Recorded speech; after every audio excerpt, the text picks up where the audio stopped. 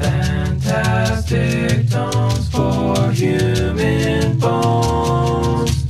Welcome to Fantastic Tones for Human Bones. My name is Robert Woods Ledoux. My co-host, Mark Piscucci Clifford, is here. Hello. Today we have the pleasure of speaking with Brendan Byrnes. Hello. It's Byrnes, right? I'm saying that right? Yeah, Byrnes. Brendan Okay. Byrnes. Cool. Brendan, you are a microtonal guitar player and composer and music producer. And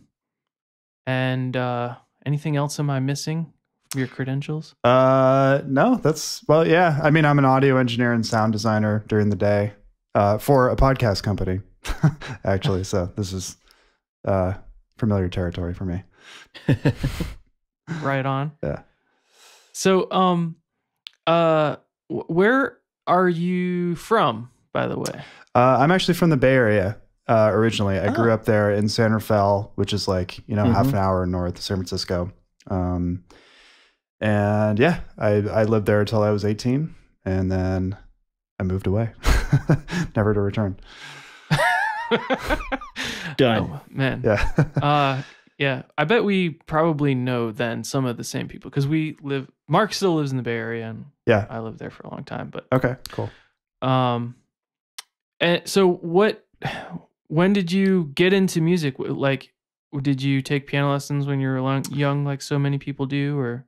Yeah, I did. They didn't really take. I mean, I think I was like 7 or 8. My parents gave it a shot, but I was really into sports, and my sister is actually really musically talented. So she ended up getting forced to take all the piano lessons. It was like, okay, you can be the athlete and she can be the musician. So she got all the musical training early on. But I was in the school orchestra when I was in elementary school and middle school, and I wasn't, a star or anything, but I was good enough that I could sort of play by ear, and I never really learned how to read music because I could just kind of figure it out after enough, repetitions. So I was able to skate by in the orchestra, but I wasn't, prodigious violin player or anything. And then at 14, that's when I started, I got a guitar and then got seriously into music and started taking guitar lessons. And yeah, that's kind of where it really started.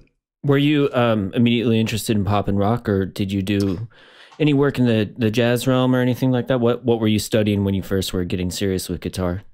Yeah, I mean, I've always been a pop music fan. I mean, even when I was a kid, I've always been obsessed with music, and even just particular records, just really getting into them. I started playing guitar because at the time I was really into hip hop and cassette singles back in the day. The B-side, there was a Dr. Dre track. I'm pretty sure it was Let Me Ride, and there was like an extended guitar solo on this B-side, kind of version of that song. And my dad's a guitar player, so I showed it to him. I was like, Dad, what's going on with this guitar solo? And he was like, and he got out his guitar and he started kind of doing it, and my mind was blown. I was like, I have to do this. Like, that's just the coolest sound ever. Hearing electric guitar over hip hop was just the right thing for me to hear at the time. So thankfully he got me into Jimi Hendrix pretty much straight away. And Hendrix blew my mind for a good 3 or 4 years. I mean, still does, but for 3 or 4 years, I was very heavily into Jimi Hendrix, and started taking jazz lessons. So, not necessarily jazz lessons, but my guitar teacher was, he was a jazzer, and he started teaching me things out of the real book, and I got familiar with modes and, just playing standards and playing over changes, that kind of thing. Yeah. Was this a early, perhaps, introduction to alternate tunings on the guitar? I mean, Hendrix was always down a half step, right? Yeah, he was always down a half step. And I think that, that was probably a good education for me. It was like, oh, you can tune the guitar to whatever you need it to do for you. So my real sort of introduction to, kind of wilder guitar tunings was Sonic Youth. Probably when I was like 19 or 20, I really got into Sonic Youth. I saw them live, and it was like, the best concert I've ever seen. And it really blew my mind as far as, the harmonic things that you could do with guitar. Especially with their 2-guitar approach and alternate tunings, just the harmonic complexity was really inspiring. Do you happen to know kind of like what era that was? What record, like Sonic Nurse or what, it was, so it was, I know it was before New York City Ghosts and Flowers. It was kind of, as far as I remember, they weren't on tour for a record. And they kind of did like a greatest hits thing. They just played all of these songs from their whole era, and they didn't really like play a record. So it must have been after 1,000 Leaves and before New York City Ghosts and Flowers. I'm guessing. So, because I think 1,000 Leaves was like late 90s, and this was in the late 90s or early 2000s. Okay. And so I'm at the Greek Theater in Berkeley, actually. Oh, cool. Yeah. Awesome. Nice. Yeah. So alternate tunings at that point became a really big thing for me. And I had been introduced to Glenn Branca before that. And so that was my, first introduction to microtonality and the concept of that. I didn't really understand what he was doing at the time. I learned that later, but I learned that was something that you could do. And there was a thing about Glenn Branca that really captivated me too. Well, yeah, and there was, I'm curious. He took Sonic Youth under his wing, for sure, right? Yeah. Yeah. Okay. I mean, Thurston and Lee played in his bands early on. And I think Sonic Youth wouldn't be the same band if it weren't for Glenn Branca. I mean, they borrowed a lot of techniques from him, and he was a huge inspiration. And, you know, agreed. Yeah. Cool. Yeah. Yeah. I checked out your podcast on Now and Zen with those guys. Oh, cool. And you had mentioned them, or mentioned Glenn Branca. And I was just curious what, if you remember it all, like what was the first, because he's got so much stuff. Yeah. Like what was the thing that you heard first? The thing I heard first was, it was a CD called Selections from the Symphonies, and which was a great introduction because it basically just had an excerpt or a movement from one of his symphonies. So the ones that I really liked, and I didn't understand why I liked them so much at the time, they were the ones based on the Harmonic Series. So Symphony number 3 and Symphony number 5, those are the two that really stuck out to me, and the movements that were on that CD. Yeah, those were the ones that jumped out because he wasn't using guitars. He was using these customized harpsichord instruments, and tuned to the first 128 partials of the Harmonic Series. So he was getting these very, very dense sheets of sound, but there was like this very strange consonance to them. It wasn't just a full-on blast of dissonance, sort of verging on noise, which some of his other works tend to do. Like I played in his orchestra a couple times, and it was for 100 guitars, and that was like the most dissonant, loud thing ever, and that was fun. But it was like a different sound than what he had going on those, the ones that had really spoken to me as a teenager, you know. Yeah, I'd gotten into Glenn after years of listening to Sonic Youth, and then listening to the Now and Zen interview was the first time I realized that he was a microtonal. Oh, cool. Composer. Yeah. So that was really illuminating. I was like, oh my God, how did I not know that? But I mean, just so you know, I play like, I'm a percussionist and I mainly play vibraphone. Oh, cool. So exploring microtonal music hasn't been as much of an option or something I've pursued because I've just been really in the mallet percussion world. So it's like, it's, and we'll get into it more. I mean, watching your video and all that, I want to talk a lot about that, but it's been amazing. Cool. Checking all that out. Awesome. Yeah, I suppose it's hard to tune a vibraphone to microtonal tuning. And I know the Center for New Music there is a quarter tone vibraphone. It's around somewhere. So like just all the normal gaps for the accidentals are like filled in, and it sounds crazy. Yeah. Wow. So doesn't Steve Lehman use that? I don't know. I'd have to ask Chris Dingman. I thought that Chris Dingman just played the standard vibraphone. Well, Steve's out in LA now. But anyway. But yeah, Chris Dingman has been his vibraphonist for like over a decade, and I think, and I thought he just played the standard 3-octave 442. Also, coincidentally, unrelated to Steve Lehman, like my father-in-law like knows a random person in Pasadena who has like a quarter tone vibraphone. What? Really? Yeah. Get in there. Get in there. So, when did you start first composing? pretty much right away. I mean, I had the initial period of like, okay, how do I play like Hendrix? How do I play like Eddie Van Halen? How do I play like whoever? And, but at the same time, I was kind of just like writing dumb songs, with the chords I knew. And I had met the guy who was to sort of become my best friend at the same time. He was getting into the music at the same time. And we formed a band. My parents also, got me a cheap little 4-track for Christmas or something. And basically all we did was like get high and make songs like every day after school. And so, I mean, that was composing for me. And that was, we took it seriously. We tried to, write songs that were good. And a lot of them were just, jokes and funny. But that was when I really first started writing music. And I had a high school band that I was the writer for. I don't think I started taking myself seriously as a composer probably until college. In college, the first college I went to was Cal Poly in San Luis Obispo. And I studied as a classical guitar major. Did you run into Larry Polanski at all? I mean, he was up. Yeah, I mean, I know of him, but no, I didn't run into him at the time. Okay. I feel like, is he at Santa Cruz now? He's at Santa Cruz, yeah. But I just don't know. Those are closer together. Yeah, so there's a lot of teachers who kind of bounce between those schools. So yeah, Paul Rinsler, I think, is one of them. I don't know if he's still there, but yeah. So right around that time, I started writing music. I think I had some like early notation software kind of right around that. And so I started writing for other instruments and actually notating things. And Glenn Branca set me on the path of like, oh, you can be like a rock and roll guy and a classical composer at the same time. Because I think he really sort of, fit that. So yeah, I think it was right around then. So I had a couple of years of just goofing around and being a rock guitar player, and then got into composition for real. And when you were composing, were you studying composition at Cal Poly or? No, not officially. I mean, but that's just kind of when I started writing music on my own, and I showed some things to teachers, and I would have writing assignments, in theory classes and stuff like that I would get feedback on. But and I was in a band at that time too, and writing music for them. But I was trying to do things that were a little bit more expansive. And actually, that reminds me. I think it was in year 2000.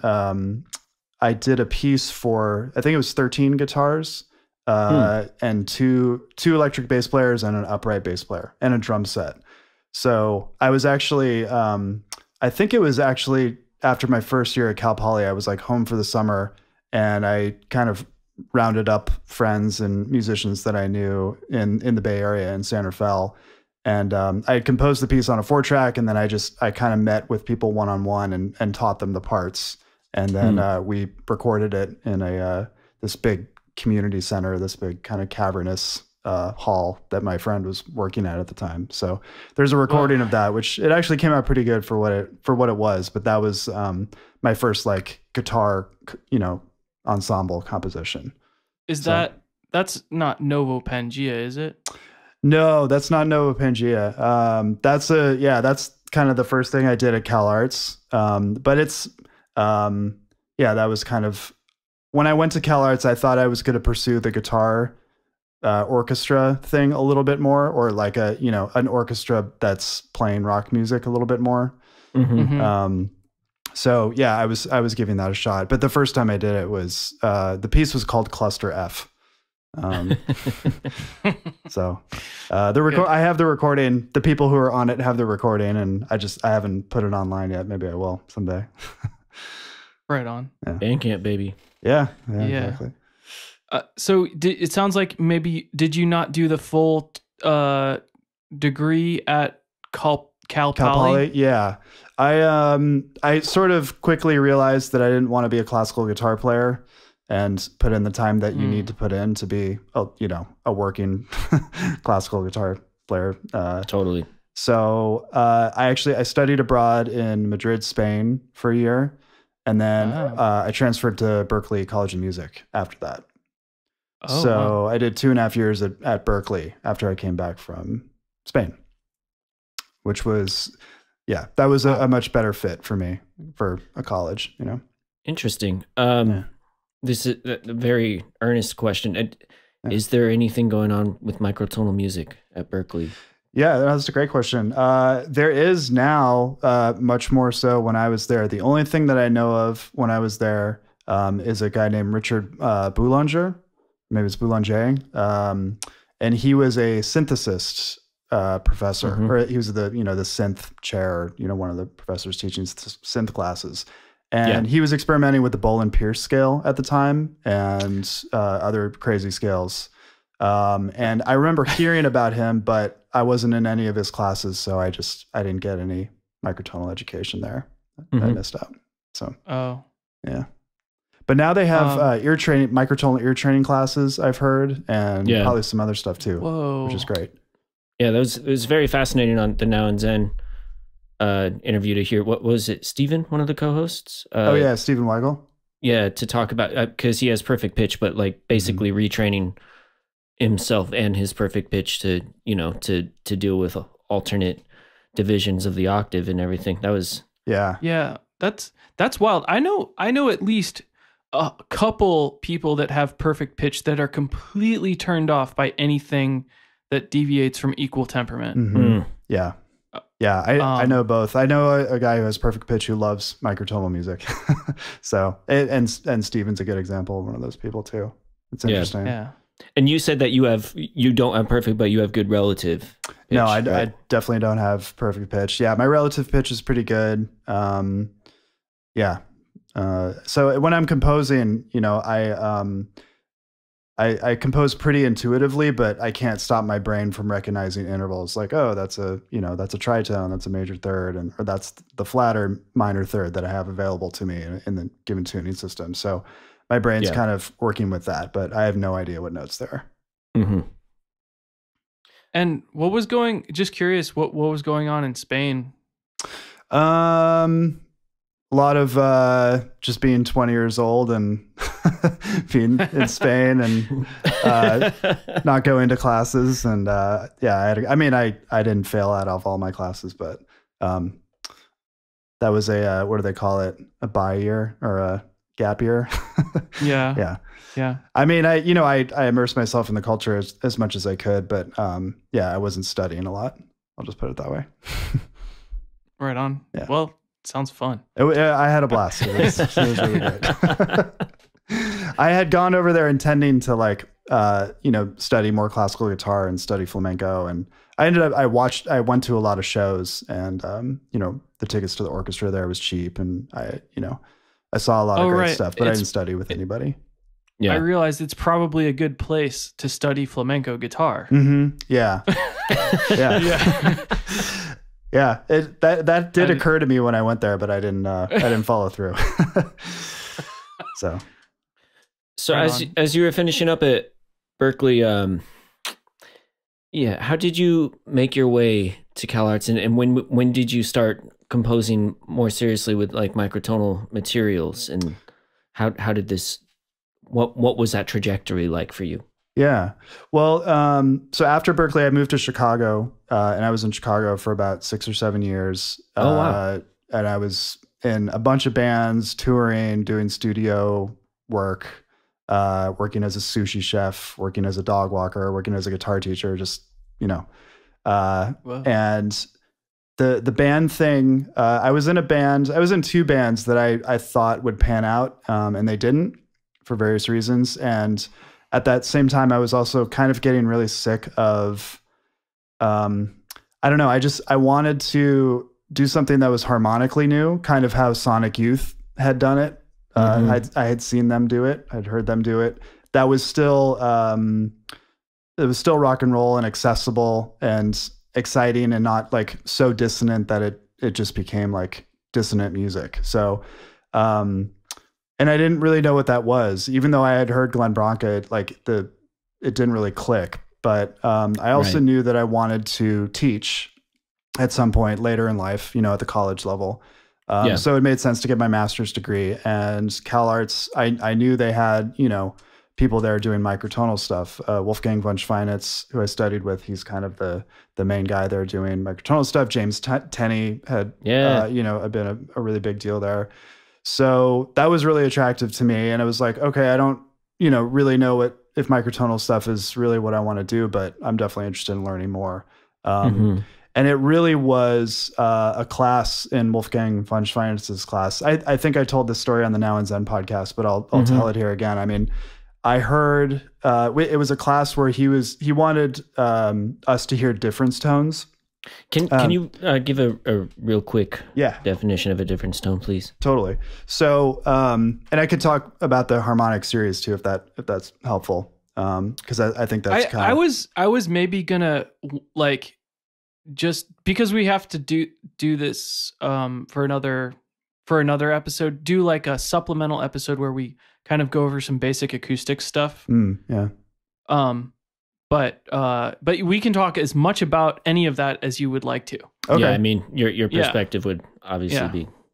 Okay. Well, yeah, whatever's helpful. I'll try to do the short version. So you have the harmonic series, which the short version of that is if you're playing a harmonic instrument, i.e. a instrument that plays notes like a piano or a voice, trumpet, guitar, you hear the fundamental pitch, and then you hear all these frequencies above that fundamental pitch. And those frequencies are typically laid out exactly the same every time. And that's the harmonic series.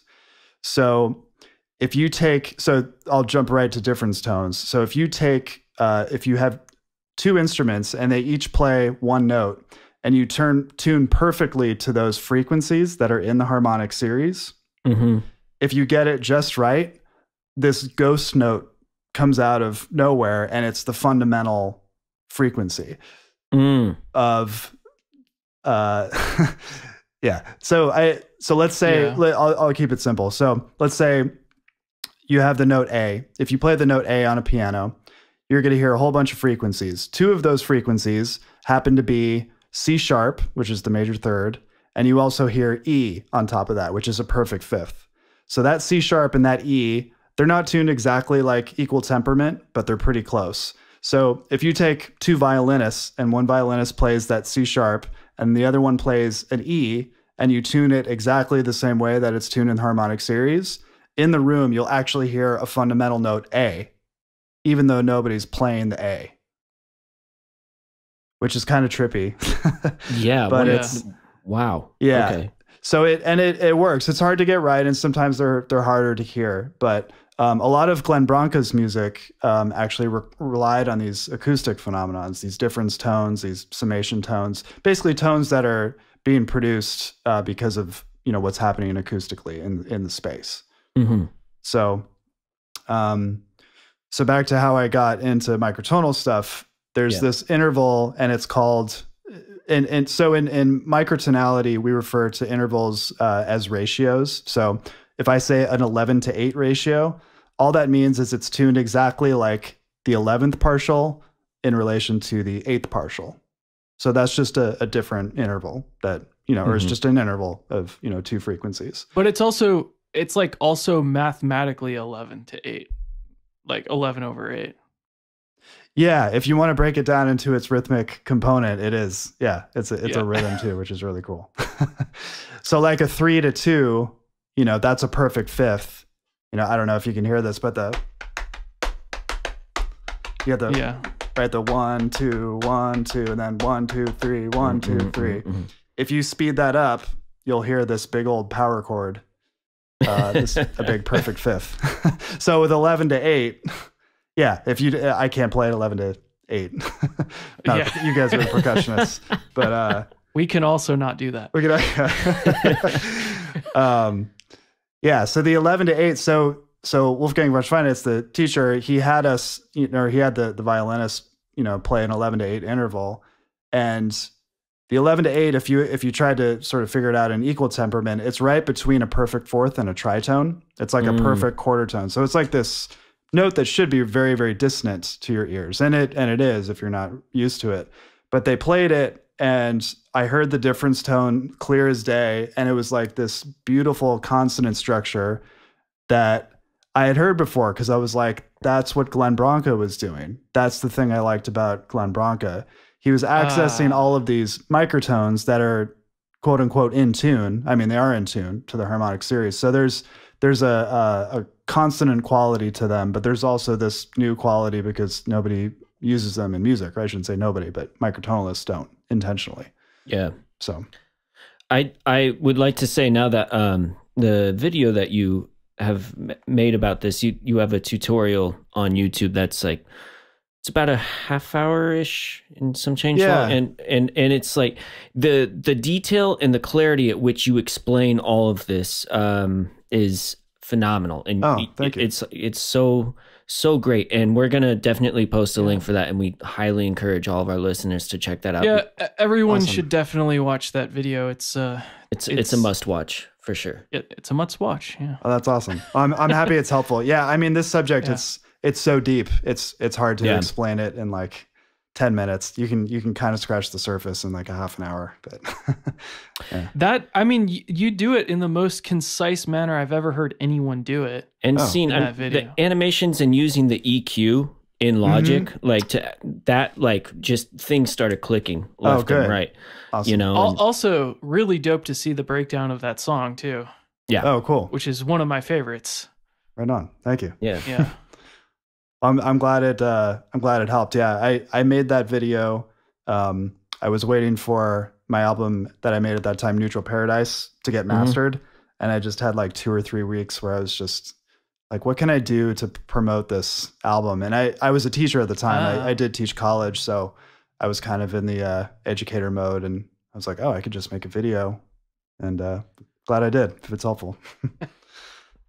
Yeah. So, yeah. Man, I got to study also with Wolfgang von Schweinitz. Oh, awesome. He was there. He came there. His first year was my last year at CalArts. Okay. And I got to see the piece Klang performed, which was, I think, makes use of some, like a lot of difference tones, where it's got, you know that piece? Yeah, I haven't heard it in a long time, but I'm aware of it. Yeah. Yeah. But yeah, he was pretty influential for me because I took his acoustics class, which is, yeah, he's a great teacher about this kind of thing. He's wild. And, would a piece like that only be tremendous human being as well? Absolutely. Be successful live, or can you like experience all the phenomenon if you have like a, you know, big old set of speakers, or do you kind of need to be in the room? Yeah, it's well, both. I mean, you need to be in the room, I think, but you can record a piece that you can actually experience different tones. I'm not sure if that's happening in the record, like if the difference tone is captured in the recording and then you're hearing it, or if you're actually hearing the difference tone from, you know, the notes coming out of the speakers and the difference tone is being formed in the room. I'm not really sure. But I've heard it both ways. It's a trick of perception, really. So it's like you could sit around with just like he did in the video where he's like isolating the bands and just like put in different, like drop in band after band, and eventually you'll start hearing the fundamental. You know? Yeah. Yeah, it's really just your ear saying this is what the note is. Right, because we're so used to hearing, like, if you hear all of those partials that are tuned correctly, our brain is probably filling in a lot of that. It's like, oh, well, we're hearing this structure, that means the fundamental is this, even if it's not actually being played. Yeah. It's almost as if like a high pass filter is being applied to something. Like even if you really can't hear the fundamental, you know what the note is that's being played. Yeah. So.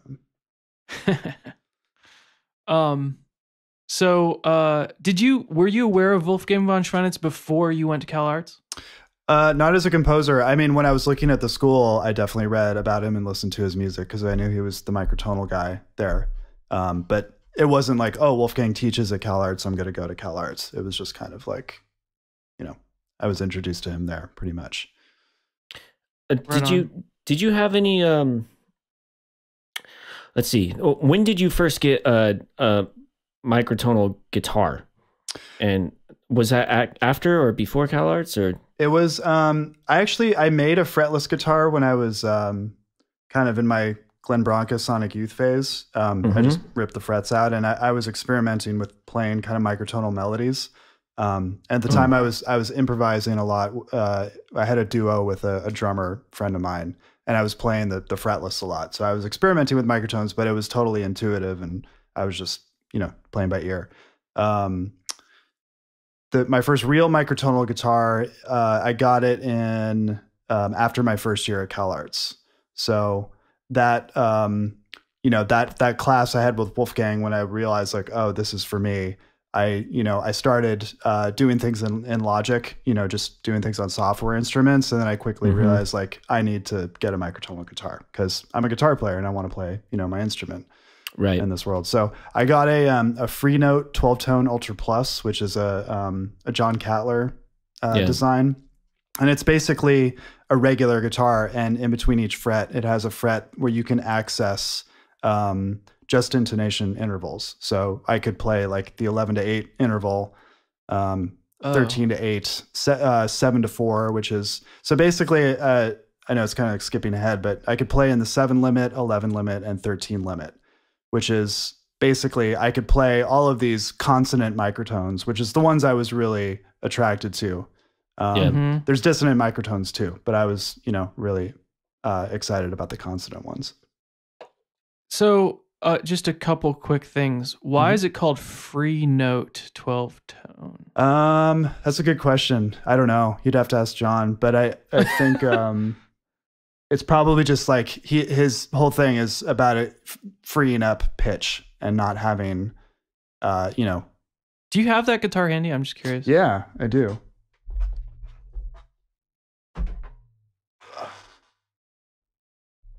So I'll be a little bit off mic, or maybe not. I'll try to stay on mic. So this looks like okay. I've seen this design before for sure. Yeah, he makes a lot of them. I think this is like what the band Horse Lords uses, perhaps.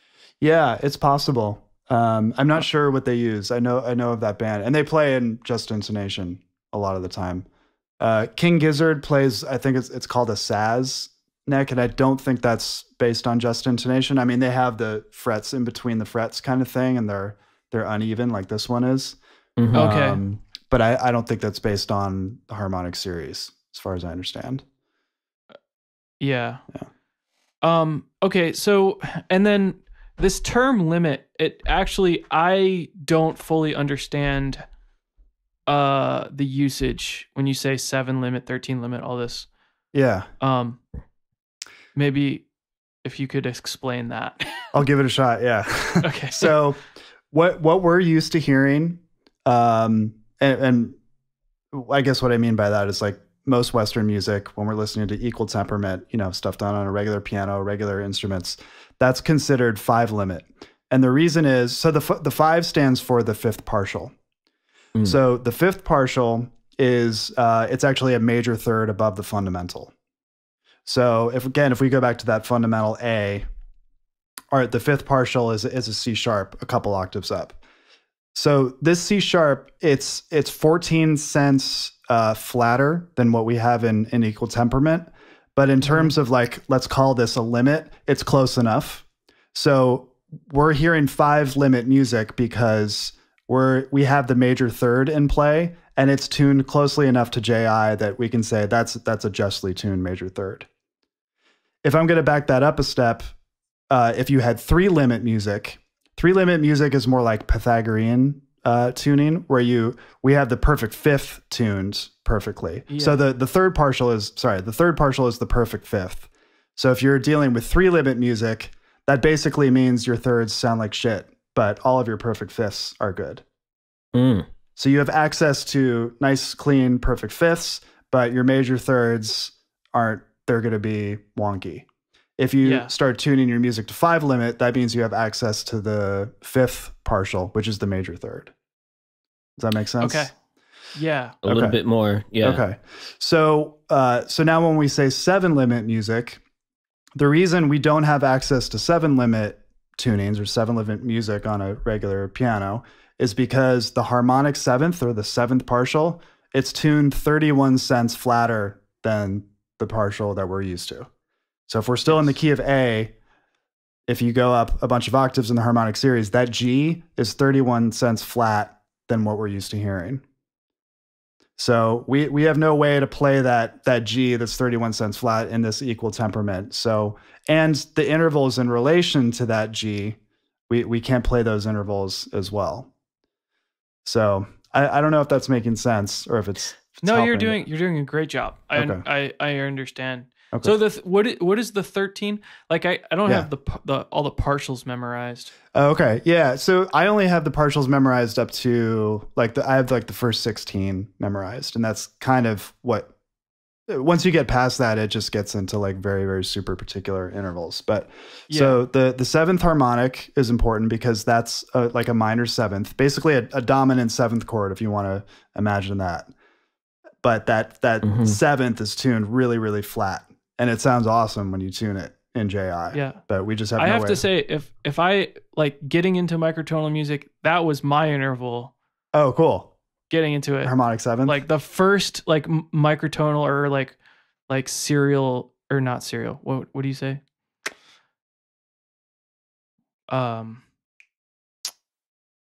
What is the word for people that compose in harmonic series? I don't know.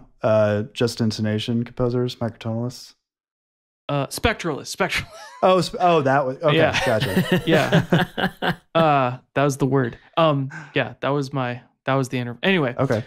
So which one is 13? That's 13 is it's right in between a minor sixth and a major sixth.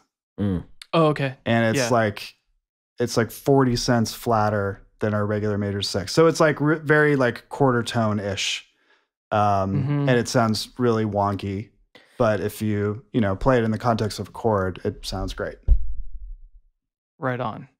Yeah. Yeah. So, and getting into this world, I mean, there's some really fascinating lists on the Zen Wiki. What is that called? Yeah. And just the amount of these intervals and the different names for them, that have these ratios, I guess. Yeah.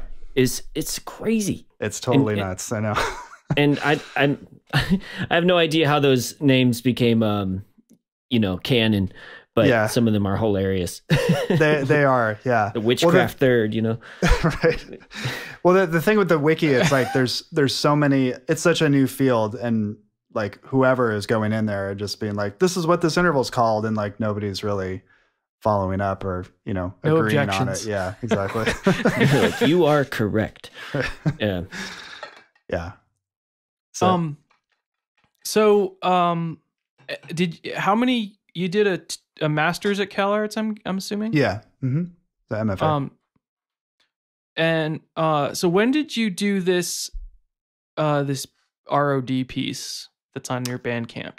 Oh, the four tunings one. Yeah. Yeah, that was I think that was my second year. And we did it twice. We did it once in the I don't know if they had the Wild Beast when you were there. They did not. They did not. After me. Okay. Yeah. So they did it in a Wild Beast, and that performance was cool because Faust was there. So it was like a Faust concert, and they brought in students from the past to be a part of the concert. And luckily they asked me to do it, and they had the orchestra and so the pieces for rock band and orchestra, and they had just a concert at the time that was put together by Ulrich Krieger. I don't know if you know Ulrich. He was there when you were there.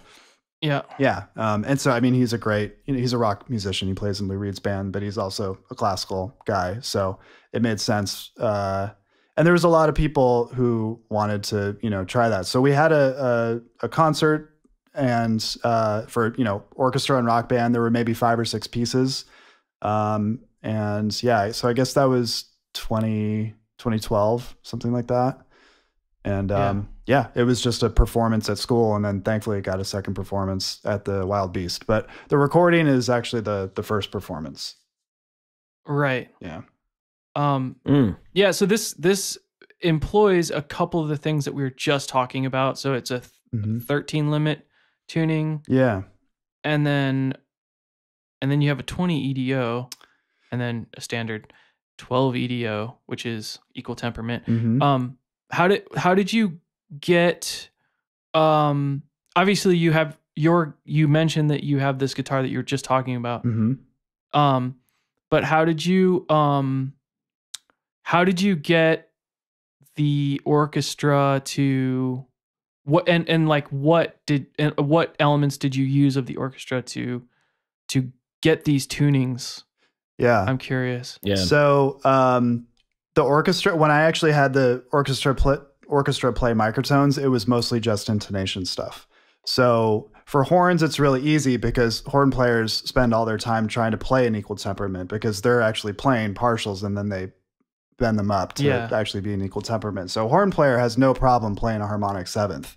It's probably easier for them actually. So I really relied on horns for some of the bigger, like just intonation chords. And then I had the string players. I used a pretty simple notation method where I would, I gave them a key where it's like, here's the notation. And if you see that, play it 40 cents flat. And thankfully at CalArts, a lot of the, players were familiar with this stuff anyway, it didn't really faze them. So I didn't really, and did you just use the standard, like downward, like and upward indications on the accidentals? Yeah, I did. It was actually the extended J.I. Helmholtz notation, which Wolfgang was a part of developing. So like for 13 limit stuff, they have this real weird, it's almost like two flats combined. Trying to imagine it. Yeah, like there was a couple weird symbols, but I used the arrow up and the arrow down thing as well. And then by each note, I put in the cent deviation, unless it was like a really tricky passage. But I tried to keep it simple. I mean, as you probably know, at CalArts, there's like not a ton of rehearsal. Like people just go for it. So I knew that was going to be the case. And just going for it for an intricate microtonal piece is probably a recipe for disaster. So I tried to keep it like as simple as possible. The integration of like 20 Edo, and then I used Bolin Pierce. I actually, so I brought in electronic backing tracks, and I found notes that lined up like close enough to some of those tunings, and I would have the orchestra play those notes. So if they were playing notes along with the backing track, they were, technically playing in 20 Edo, even though they had no idea. They were just sort of playing along with this electronic thing, if that makes sense. Yeah. Yeah, that's so fascinating. Okay. That's Bolin Pierce. I was just checking this out today because I didn't know what this is.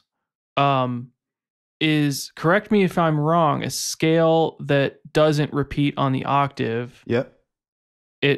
Which means that it kind of spins off kind of endlessly.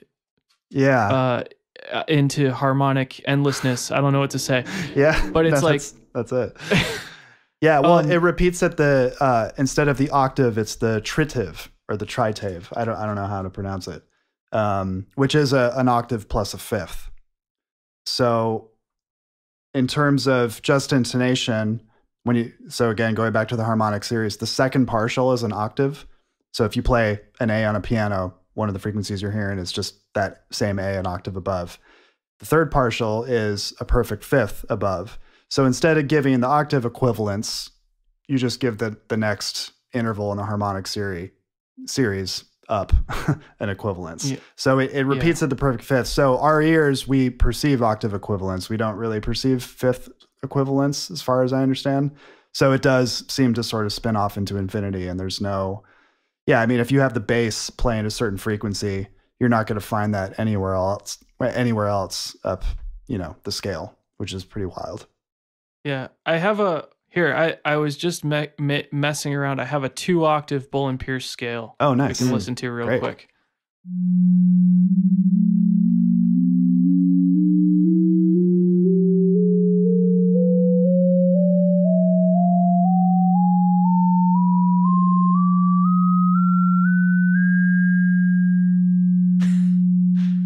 Yeah.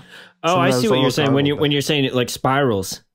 Because it keeps going. Yeah, absolutely. Because I mean, my ear is just waiting for that octave. You know what I mean? That ain't coming. I mean, it says right here on the page for your piece, it's a 13 equal divisions of a perfect 12th. Is that what you were saying? the partial is it's the fifth, like the octave plus a yeah. fifth. The octave plus a fifth, exactly. And then you're dividing that into 13. Into 13 parts, yeah. And I'm not an expert on this tuning. I did this at the time when I was just like trying stuff, you know, but apparently the Boland Pierce scale was discovered independently by two microwave engineers because they deal with harmonics. And they looked at like these harmonics with that, whatever they were doing. It was like, oh, that would be a cool musical scale because essentially all the notes, like they actually are pretty close to the harmonic series. So you get all these just intonation intervals out of it, but you get this wackiness of having no octave equivalence. So how did you decide what was going to be the root for your scale? I honestly didn't even know what the root of my scale was. So for the Boland Pierce section, I remember I had piano playing over it.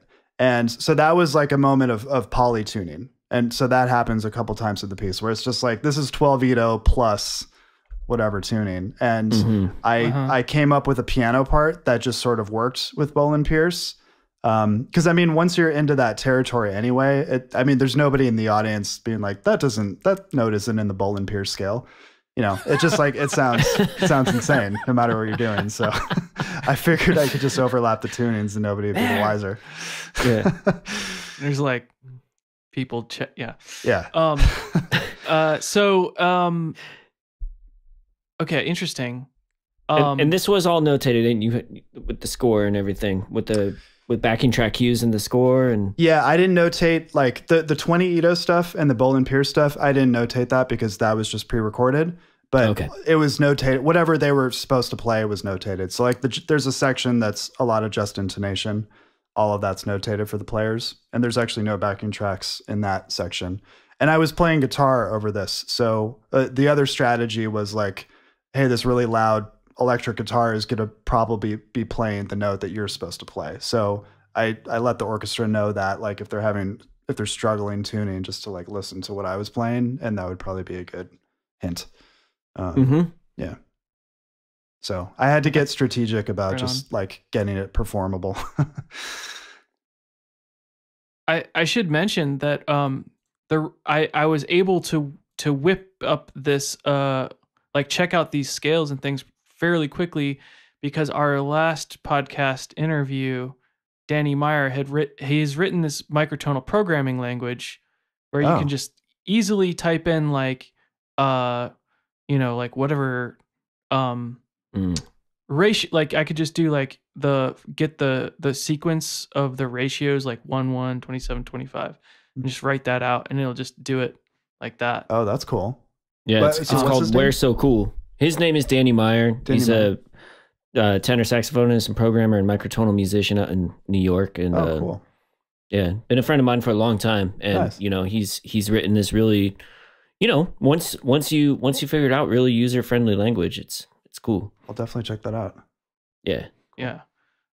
So can we play? I just want to play a little bit of your piece here. Sure. Yeah, I've got it queued up kind of a little bit in the middle section here. All right. So.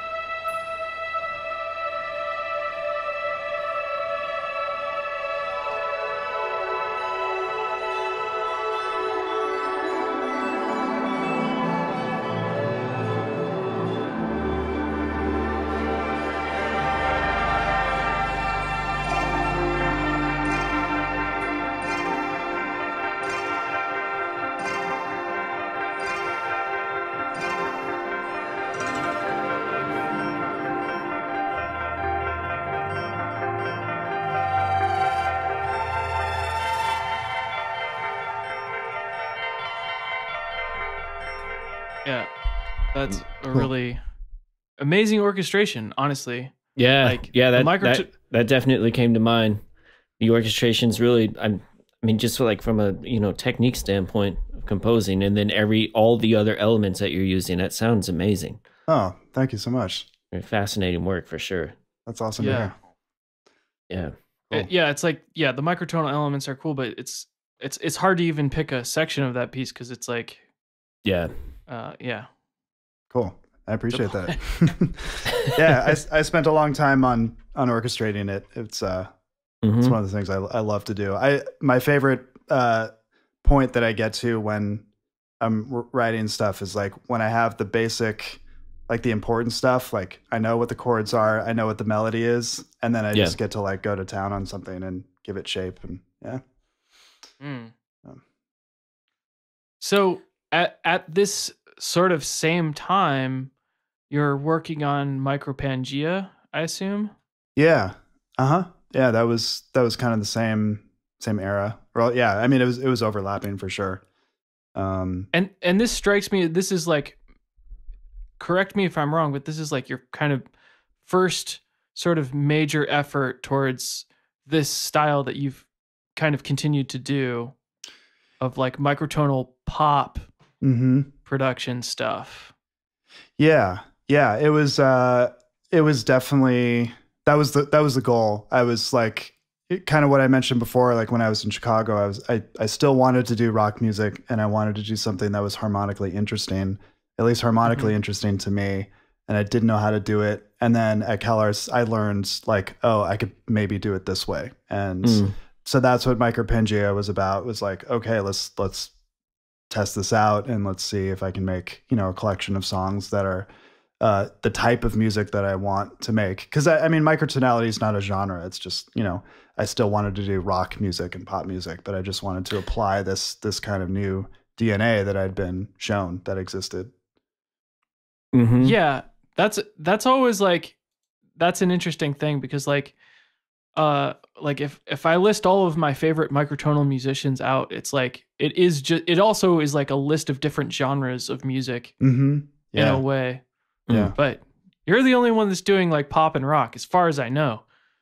Well, yeah, I mean, there's a few others. I could definitely list them for you if you want to put them in the show notes, because I think there's some good ones out there. Well, yeah, I'm curious. I'm curious, like what if you gained any new inspirations at this time, like if you're at CalArts, because I got a lot of like stuff in my bag when I was there. Yeah. Oh yeah, for sure. I mean, the idea of that school, it's really amazing, because you just like, your day job is just experiment and try things and create things, and to be able to do that as an adult is like, it's crazy, it's a crazy opportunity. So that's why I was able to like do that album kind of so quickly, and at that school I was just really inspired by, it's like, I'm a guitar player, but that doesn't mean I have to put the guitar around my neck and, play it with a pick. I can use it as a weird object that's part of a piece, or I can, incorporate field recordings. I can, it just kind of let your imagination wander. So I don't know if all of that's represented on Micropangea, but I definitely tried some things that I hadn't in my previous work. And yeah, I was inspired by the community there. I mean, there's the last piece on Micropangea has a bunch of CalArts musicians playing on it.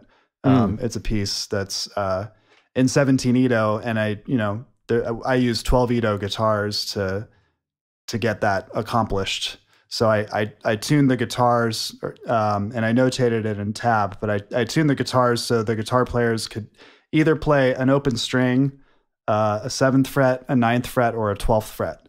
And I figured out a way where, okay, on that string, you can play 4 notes out of 17 Edo. So I divided it up amongst... Wait, sorry, say that just one more time. A 7th fret, a 9th fret, and the 12th fret, which is the octave. So basically, I looked at the 17 Edo tuning system, and they have perfect fifths, which are pretty close to to 12 Ito. So Okay. I could tune the open string to whatever note I needed in 17 Ito, and the perfect fifth was going to be close enough. It might have been 3 cents off, but it's rock and roll. Who cares? It's like, that's close enough. I have the 12th fret octave, which is obviously fine as well. And then I think for whatever reason, the, like the major sixth, or maybe it was the minor sixth. There was one other fret where it was within like 4 or 5 cents. And I was like, okay, we got that fret too. So the guitar players, in some ways, it made it easy because they knew it was just, well, it's going to be one of these 4 frets, and the octaves above that, I guess. So like, 19th fret or whatever it is. Sorry, remind me again, what is the scale of that piece that you're talking about? 17? Oh, 17 Ito. Yeah. It's it's called Fever Swimmer. Oh, Fever Swimmer. Yeah. Okay. And that's a live recording. And the guitar players did an amazing job of just adapting to that notation system.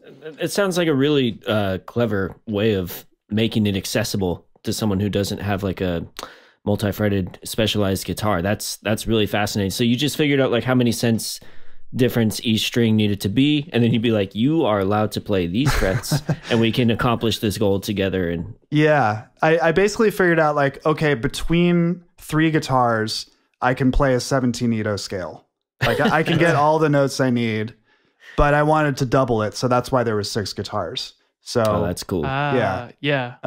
And that's kind of what I mean. Like at CalArts, you start to like think that way. Like, okay, how can I just get this accomplished? Because nobody's gonna rehearse this more than like twice, maybe 3 times if I buy pizza and beer. But it's like that you just kind of get a shot at a piece and an idea, and then most of the time it makes sense to move on. So that was a good lesson from CalArts. Just like being practical. Yeah. Shall we listen to a bit of that? Sure. Please. Yeah. Yeah.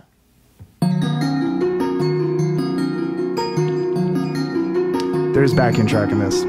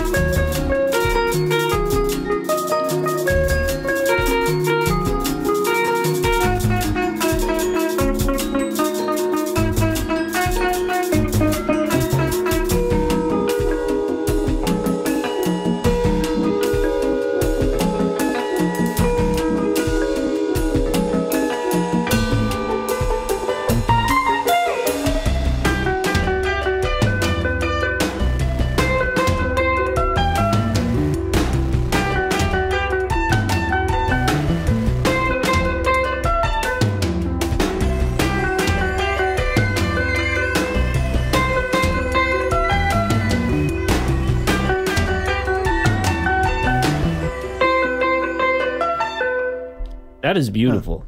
Oh, thank you. I think that is. I mean, yeah, that's just how it struck me. Of course, the groove is super deep and everything, but like, yeah, the music that's beautiful, man. That's awesome. I don't hear things like that often at all. It's very, very cool. Well, thank you. Yeah. The thing I was. Oh, sorry. Go ahead. No, you please. Go ahead. You. Oh, sorry.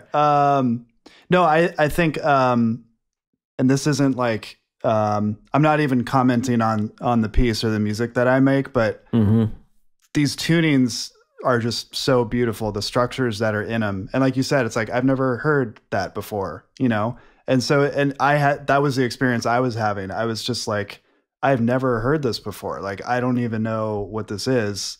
Like, and yeah, you're just tuning notes a certain way, but it has such a different color and a vibe and personality to it that was just so foreign. So it's just, I don't know. I mean, I think a lot of people who get into microtonal music, they have that experience where it's just this blast of like, oh my God, this world is so beautiful. And you just didn't even know it existed, you know? Yeah. And I mean, I think that up front, a lot of folks probably just hear that and like have assumptions and like a little bit of trepidation and fear. Yeah.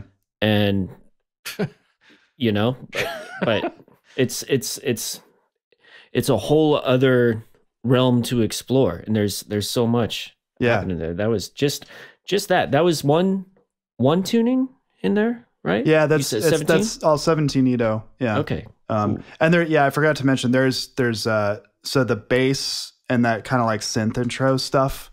That's that was a backing track, and that was being played in the room. But the drummer friend that I mentioned, he was playing percussion and the guitars. It's the thing that's interesting to me that I always, well, there's certain things like that I am like I'm comfortable with like the Harmonic Series stuff, like, and that's something that I've explored. But when it gets into like odd EDO scales, I don't have the ear training to even perceive that it's not like equal temperament a lot of the times, especially with your music, with something like this, where it's just like all of it sounds nice, except for like when there's like quarter tone sounding like little melodies. It's like, I don't necessarily, except for the fact that I know that it's you. It's I wouldn't immediately assume that it's microtonal necessarily. Yeah. Just listening to this. And I think a lot of people are probably like me in that way. That I mean, especially the way that you present it, which is like very nice. It's very like accessible. I have more questions about this, but I should get more into your pop stuff. Or like, I mean, you're like kind of synth poppy. Is that an acceptable genre for you? Oh yeah, sure. Yeah. Well, okay. I think a lot of my output has synths and it's pop music basically. Yeah. So I'll take it. But some of your stuff is in 12 EDO. Like some of this stuff on this album in 12 EDO in particular? On Micropangea? Yeah. No, that's all. Well, save for the like 12 EDO stuff in. Oh wait, no, that's not even on that album. I was going to say the orchestra piece you played, but no, Micropangea is full on microtonal. And each track is maybe like. So at this time, you only had that one guitar. Or did you have more than the one? Yeah, I just had that one guitar. So at that point, I was just playing guitar on the like just intonation tunings, or the tracks that use just intonation tunings. So actually, I guess now that I think about it, most of that album is just intonation tunings. There's a couple that aren't, but that was kind of what was that was the main event at that time, was just intonation. I got into the equal temperament stuff later on. Right on. Yeah. And this this label that it is on, Spectropole Records, is it's not a microtonal label. He had put out, so it's run by a guy named Bruce Hamilton, who is a professor up at Bellingham University in Washington. And he's been in the microtonal scene. He was there before me, and he does stuff that I think is a similar genre to me. Interesting. Okay. Yeah, so he released his own music on that label, and he released other people. And I think there were a handful of microtonal things, or at least some artists who had done some microtonal stuff. So say the name, his name one more time. Oh, Bruce Hamilton. Bruce Hamilton. And he has a project called Jostaberry that just released a record which has some microtonal stuff. I I take a guitar solo on a track, but the album's really great. He's really talented. He's I feel like he's definitely like underrated in the scene. He makes really great music. So Joss DeBerry is worth checking out for sure. Cool. Yeah. I will check it out. Bob, did you see this little side note here on the Micropangea page that apparently someone arrived to this record because they'd seen it in the quote unquote DDB's collection. So I think they saw it in your collection and traveled on really? over. Oh, yeah. really? Yeah. Sven B. Schreiber, SBS. Oh, okay. I know who that guy is. All right, cool. Cool. But well done. That is funny though. You're driving traffic, baby. Thank you. And they're calling you out. It's cool. That is cool. Yeah. I love Bandcamp. I know. Yeah. It's the best. We do Bandcamp recommendation episodes for their Bandcamp Fridays. I saw that. I haven't had a chance to really dive into your podcast, but I listened to a couple minutes of one of your Bandcamp shows. Yeah, Bandcamp they're fun. It's really cool. Those Great are idea. those are the fun ones. Yeah. Fun It's bonuses. kinda good. Yeah. So I guess like the next, hold on, let me go back to your page here. Like, Well, your discography kind of jumps a little bit from here, right? Oh, you mean from Micropangea to the next thing? Yeah. Yeah. Yeah, I think it was like 5 years, just kind of a long time. I was writing a lot of music then, but I was trying to get stuff performed rather than make a record. So I had this little period when I first moved from CalArts down into like, proper LA. I lived in a house with 3 other musicians. One of them happened to be a brilliant pianist who was sort of down for the cause of playing whatever I wrote. And that was an opportunity I couldn't pass up. And we also had it was a bigger house and we had house shows there a lot. So, nice. Nice. When I was at CalArts, actually, I studied with Alan, why am I blanking on his last? Alan Eder, the piano tech there. And so I learned how to tune pianos. Wow. So that guy's what's that? so serious. He's such a serious guy. He's serious, but once you get to know him, he's a total goofball. But he tuned me. He showed me how to tune pianos, and I bought a piano. I bought a baby grand for $250. It was a total piece of shit, but it like did the job, and I tuned it to microtonal tuning systems, and in kind of our CalArts community and beyond, it's like, hey, we're having a house concert. I've tuned the piano to this. I'm performing my piece. If anybody else wants to write a piece, come on over, mess around with the piano. And a couple people took me up on it. So we had this piano that I was, every couple months I would tune to a different tuning system, and I would write pieces for it. And I only recorded one, unfortunately. I recorded 2, but one I wasn't happy with, so I didn't release it. But there's you can hear one of them. It's called Neutralia, and it's on Bandcamp. So that gap between Micropangea and my next album, I was kind of doing things like that. I was trying to get stuff performed, and then I was working on a band that I had called 11s. That was microtonal. So that's kind of what I was doing.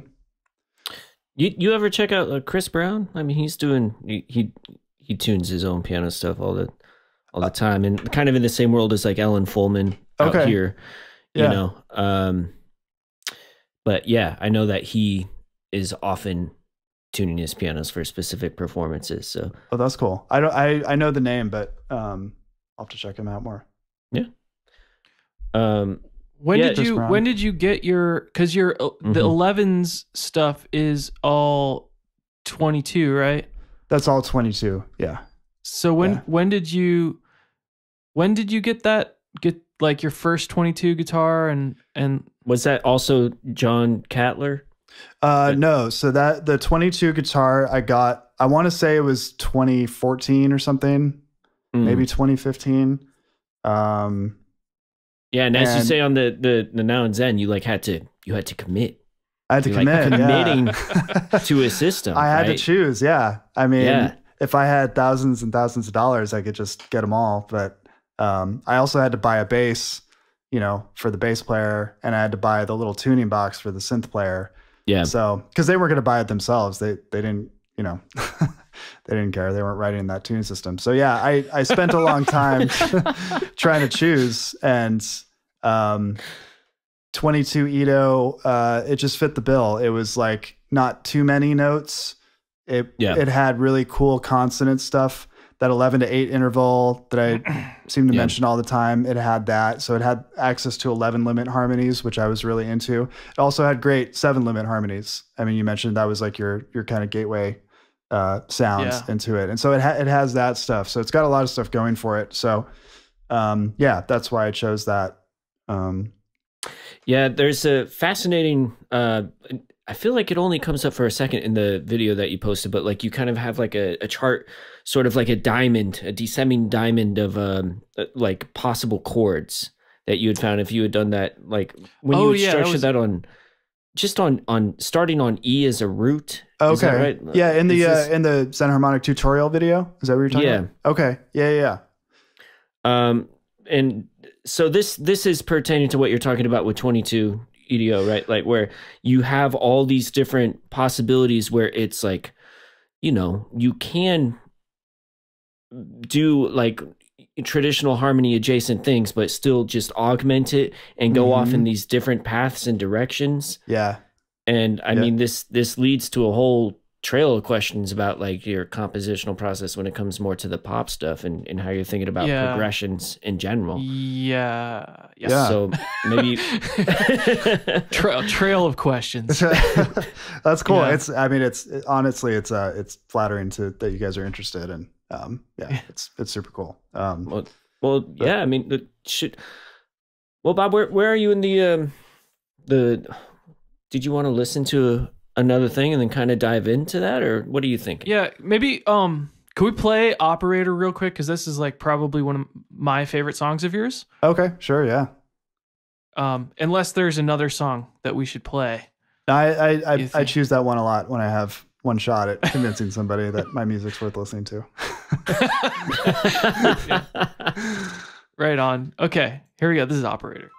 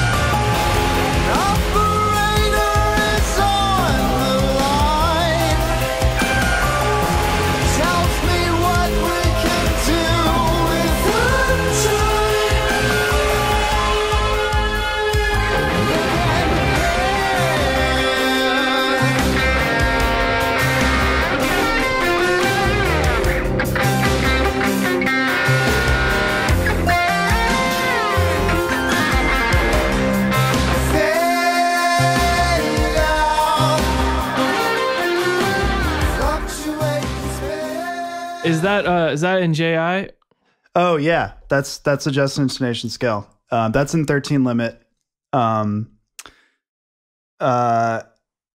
There's a lot of 11 limit and 7 limit stuff going on too, but that melody I haven't sang in months, so if I try to do it, it'll sound awful. But when I sing my mind and our time, like mind and time, that's the 13th partial, so that's like a straight up quarter tone.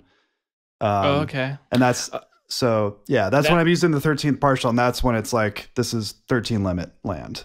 So this is a question I had for sure. Do you have to practice singing in a different way and really work on your ear training for that as well? Yeah, definitely. I mean, when I did 11s, I worked on, but I guess with 11s, I didn't sweat it too much. Like if I was staying in 22 Ito, I just sang to make it sound good. In this song, I really wanted to like nail that pitch. Because if I didn't, it would have sounded really bad. So you like singing with like a strobe tuner or something like that? I think it's in the synth, and then later I echo it with the guitar. So I'm sure I had like a guide note where it's like I would play it and then try to sing it, or sing it with the guide track in my ear. So I use guide tracks a lot. Okay.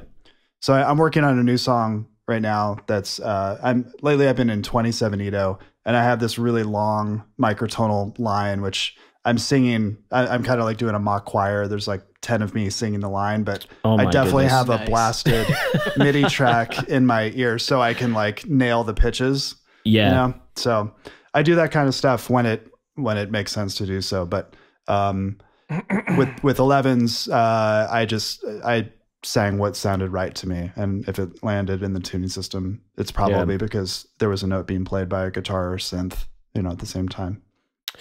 You know what was fascinating on that listen, operator? Part of me felt like, okay, cool. These are chords that I feel like I can run over to the piano and like play what I think this chord progression might be, but then I think I would probably feel insane if I tried to do that. You know what I mean? But just listening, it feels warm and natural, and then all the augmentation with the scales that are going on with the ornamentation around it, that's where where it's like kind of obvious in a lot of ways, and it's really cool and fascinating. But I'm just wondering, like, I'm just curious, like if I went and tried to play what I thought I heard, like just how nuts a piano would sound after just hanging out in that world for a while. Yeah, it's definitely they're different worlds, and if you try to combine them, you quickly realize things will be rubbing the wrong way. It's not quite the same, but I think this kind of goes to what you were speaking to earlier. So I do often go for consonants for one, but I don't try to like blast the listener with all of this newness and microtones. I mean, there's always going to be a subtle like, oh, this kind of sounds a little different. Maybe I'm not sure why. And then there's those moments where it's like that note's strange, That's 100% not. Yeah. Yeah. And I try to, I don't know, the analogy I like is like, I don't know, it's like the spice that you can use. And if I just used like crazy microtones all at once, it would just become kind of dissonant music, and to my ears, not so much different than like atonal stuff. Sure. So I think it brings out the color more, and to have some contrast between like, this is kind of normal, not totally normal, but it's like not totally unsettling, I guess, all the time. Well, and also like just the practical, potential that like all, anyone can be a microtonal composer. You can do it too. Yeah. You know what I mean? Like that kind of thing. When you listen to something in this context, you're just like, okay, wow. Like I can see and I can feel the possibilities, which are really fascinating, with just like slightly augmenting the way that a certain type of chord and a certain type of functionality feels, and approaching composition from that angle. But, it's really cool to like be,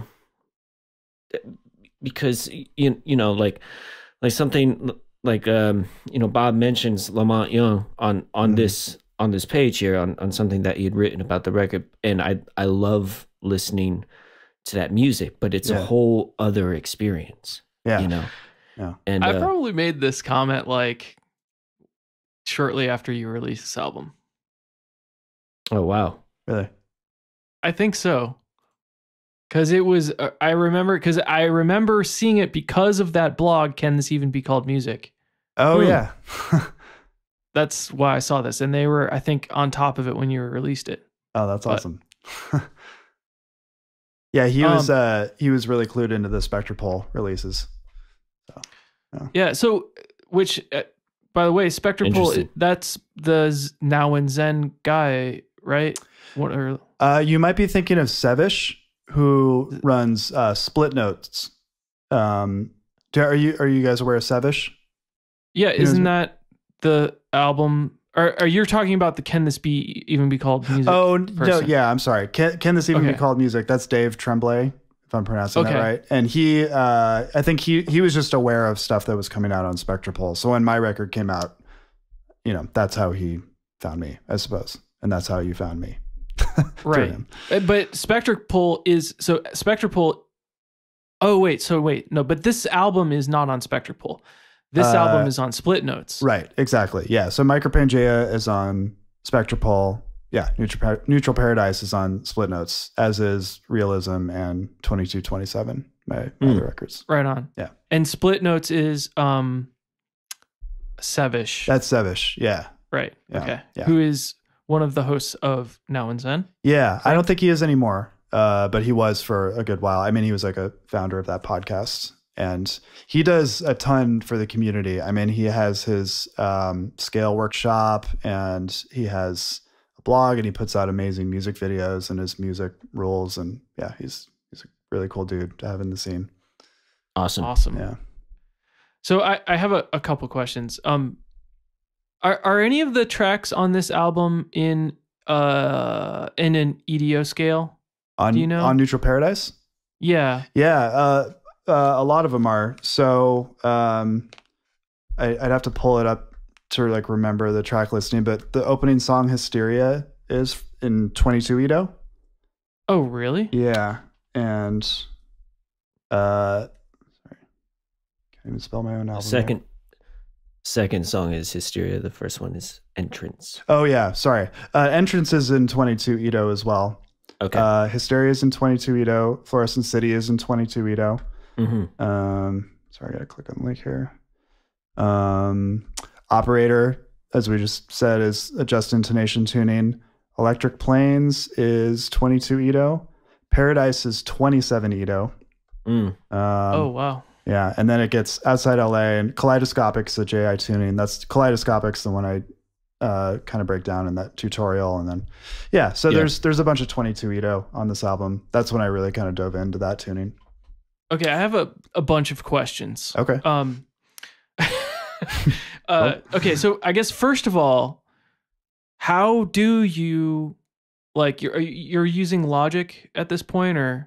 Yeah, at this point I was using Logic, and I mean now I use Pro Tools exclusively, but I would like make stuff in Logic and then finish things in Pro Tools, like do recording in Pro Tools. So do you have the same tuning type capabilities in Pro Tools?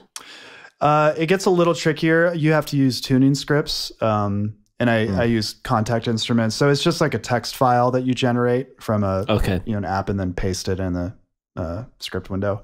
It's not that hard. There's some other synths that I use a little bit easier. Yeah. That is what you're saying is for Logic or Pro Tools? Pro Tools. Yeah. Pro Tools doesn't have a little tuning window like Logic does. So in Logic, you can go into like the preferences or settings or whatever, and there's a little piano, and you can customize the notes to be tuned to however you want. So all of your soft synths will play in that tuning system. So like when I did Operator and Vacant City was on Micropangea. So I wrote Operator during the Micropangea time. I just never finished it. Oh, interesting. So I was working in Logic at that point, and just intonation is real easy. I mean, if you want to have a 12-note just intonation scale, Logic is great because all your synths will just be automatically retuned. But Now, using contact instruments, you kind of just have to do things manually, which is annoying, but I've gotten used to it because most things making microtonal music, the practical stuff is really annoying. Like just getting synthesizers tuned and guitars intonated properly. And I don't know, it gets messy. So the tuning, so just to clarify, for all of the like the 22 EDO stuff, you used a script in Contact Player, is that correct? Yeah. So I have there's a thing called Contemporary Scale Editor, and it's made by HPi Instruments, and it's really inexpensive. I feel like they make a universal tuning editor, and basically you can input whatever tuning you want, and that will generate a script. It's basically just a text file, and then you just copy that text, and then in the Contact Player you can go to the script editor and just paste it in. Okay. That being said, actually with Contact, and I discovered this way later, it's even easier. You can easily actually change the divisions per octave. Also in the script editor. So if you go to script editor and then it's like settings, and then there's a tunings window, you can change it to notes per octave, and it's just like a little clicker. Sometimes it doesn't work with certain instruments as well as you would want. But that's kind of par for the course with some of the stuff anyway. So it's actually a pretty easy solution. So if your listeners or you guys have Contact, it's a pretty easy entry point to just getting your sense to. Are you just using like piano roll for this, or are you mapping it to a keyboard? I'm not mapping it to a keyboard because I don't have like a isomorphic keyboard like a Lumitone or even like the earlier Axis controllers. I don't have anything that really works well with microtonal tunings. So I've gotten really used to, since I work so much in 22 and 27, I know what intervals are now like remapped. So like in 27 Edo, I know a perfect fifth is actually a minor ninth on this keyboard. Yeah. So it gets totally weird, but I mean, thankfully I'm not a piano player anyway, so I'd be confused no matter what, but I'm mostly using my ears and kind of the relative pitch stuff, and I know when it's like, oh, okay, well, this is a minor chord and I want to modulate up a minor third or whatever. I'm still kind of thinking in those terms, but when I'm playing stuff on a keyboard, I'm kind of feeling around in the dark. And do you in your guitars, do you normally stick with the root note of E, or do you alter that, or how does that work? Yeah, I mean, kind of back when I was into Sonic Youth, I was all about alternate tunings, and I never played in standard tuning. And now that I'm doing microtonal stuff, I just do standard tuning. It's like, I'm just trying to make it like a little bit less confusing, I guess.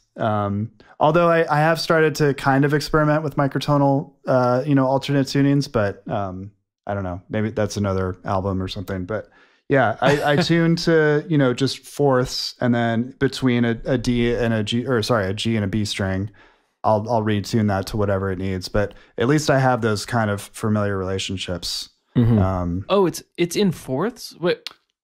Well, so like, traditional guitar tuning is E, A, D, G, B, E. Yeah. So E to A, that's a fourth. A to D, fourth. So like for 27 Edo, the fourths are flat. So I tuned to flat fourths. And how many frets is that for you before it gets to that note? I think on 27, it's, sorry. 1, 2, 3, 4, 5, 6, 7, 8, 9, 10, 11, 12, 13, 14, 15, 16 for a perfect fifth. Wow. Yeah. Wowzers. Wait, so you do have a 27 then? I have, this is my new 27 Edo guitar. Oh, wow. So so my last record that I put out, 22, 27, over the half the record is with this guitar. Okay. And I've, so back on Micro Pangea, I have a song in 27 Edo when I was just kind of like trying whatever tuning, and the piece is with a contact instrument that's a guitar, or it's a couple guitars, and I just loved the sound of 27 on a guitar, Before I, did 11s Which and chose track is that? 22, like I really, really wanted to get 27. It's called The Skies, I think. Yeah. Mm-hmm. Oh, okay, yeah. Yeah. So that's not a real guitar, but that's where I fell in love with 27. I was like, one day I'm going to get this on a nice hollow body guitar. And finally got it. Now you have it. Finally got it. Yeah. 12 years later. That's awesome. Yeah. Okay, so all right, I have some other questions, I guess, about how you think about these things. So when your Zen Harmonic video does illuminate a lot of this, and also the really awesome video that where you demo the 27 guitar. You show some interesting things, including voice leading, which kind of like is such an interesting thing to think about for me because so I guess my first question would be so in like the standard 12 EDO Western harmony, we have things like the major seventh pushes up to the octave and the tritone goes either way, or like the minor third resolves to down, like the upper note resolves down. And that I mean, it's always because like the more the crunchier intervals want to resolve to the more simple intervals. Yeah. Which, as far as I know, that's Western harmony, like summarized. Yeah. Tension and release, right? Yeah. Does that idea kind of translate for you to these other tuning systems? Yeah, it totally does. And I think that's why a lot of my stuff maybe sounds consonant or maybe not, like always strange and weird. And I have found with voice leading, you can sort of disguise the fact that weird stuff's going on. Like if you have a melody and the melody's like maybe not hitting some microtones, but you might necessarily need to have some microtones in the harmony for it to sort of make sense in that moment. With good voice leading, you can disguise it where it's just like the listener's grabbing onto this because it's the obvious thing. And this weird little microtonal movement is happening in the background, which gives you like this foundation of like, things are kind of different, but it's not like beating you over the head with it. So I have found that, things like good voice leading is just a way to get this stuff to sort of make sense. But maybe to answer your question, I am like the sort of traditional tension and release moves that you hear in, Western music. I think I haven't shaken that. Like that's still a part of how I hear stuff. And if I play something, it's like, oh, that melody should kind of go here because it's, maybe sounds obvious, or that's just what my brain, tells me to do. Oh yeah. So, I mean, in Operator, I feel like you definitely heard examples of that type of resolution. What again? If I were to go over and try to play it, it would feel completely different. But like I still, I could still be on board with what I thought was going on, like Neapolitan second going down or something like that. You know what I mean? Like, no, absolutely. Yeah. Do you have a kind of like an awareness? I mean, I'm sure you do at this point after all of this music that you've made, but like on your guitar, like, because you have all of these intervals that other people just don't have access to. Like when you're playing like for example, like the 11/8 interval, like where it's like kind of like a more consonant interval, truly, versus like an interval that might be there with a more complex ratio. Basically my question is, does an interval with a more complex ratio resolve to an interval of a more simple ratio on your guitar? I see what you're saying. Yeah, that's a good question.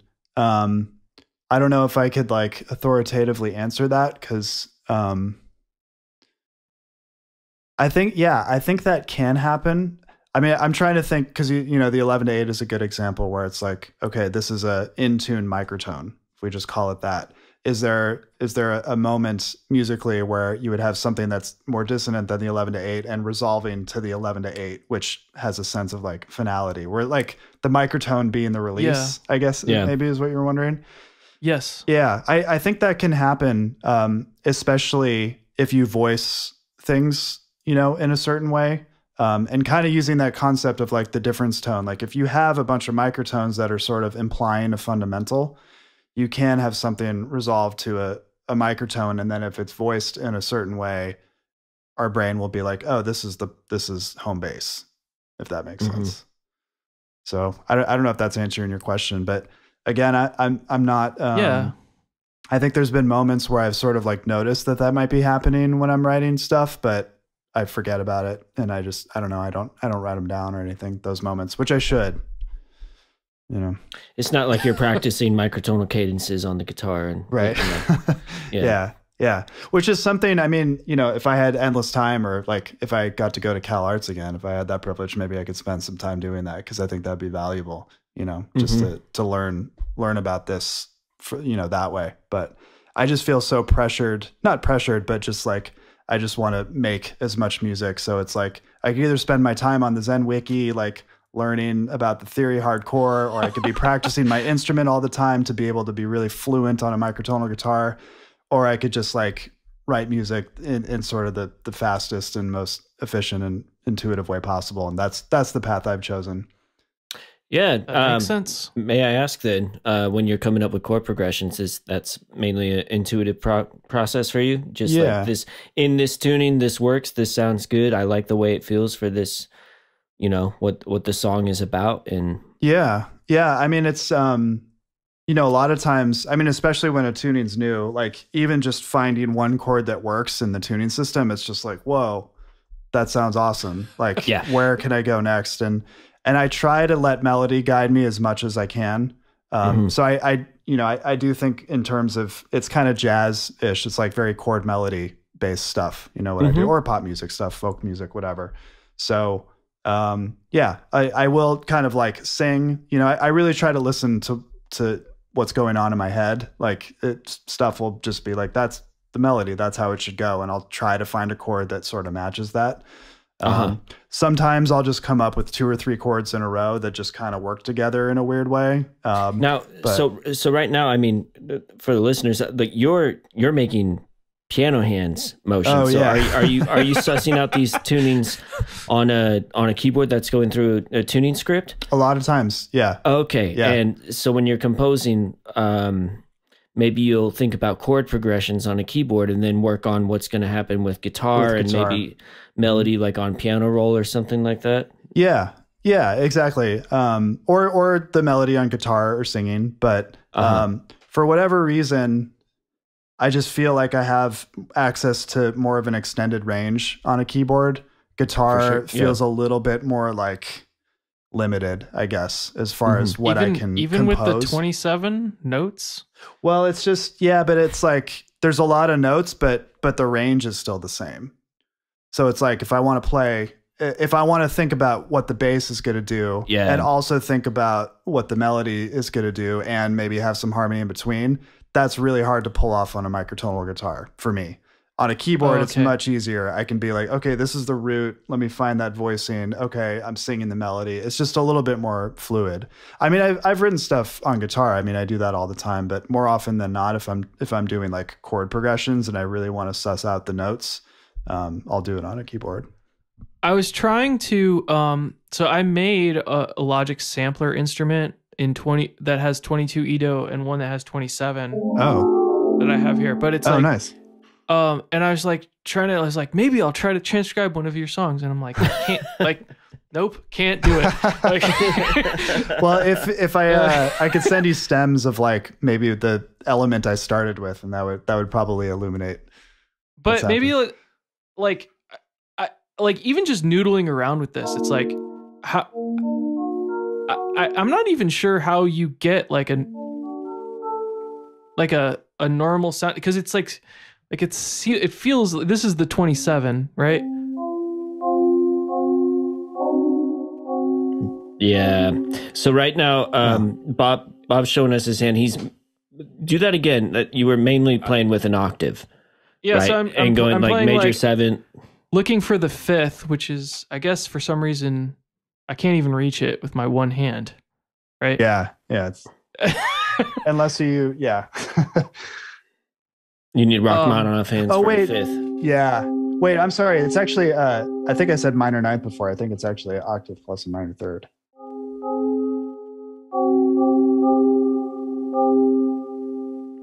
There you go. Yeah, there we go.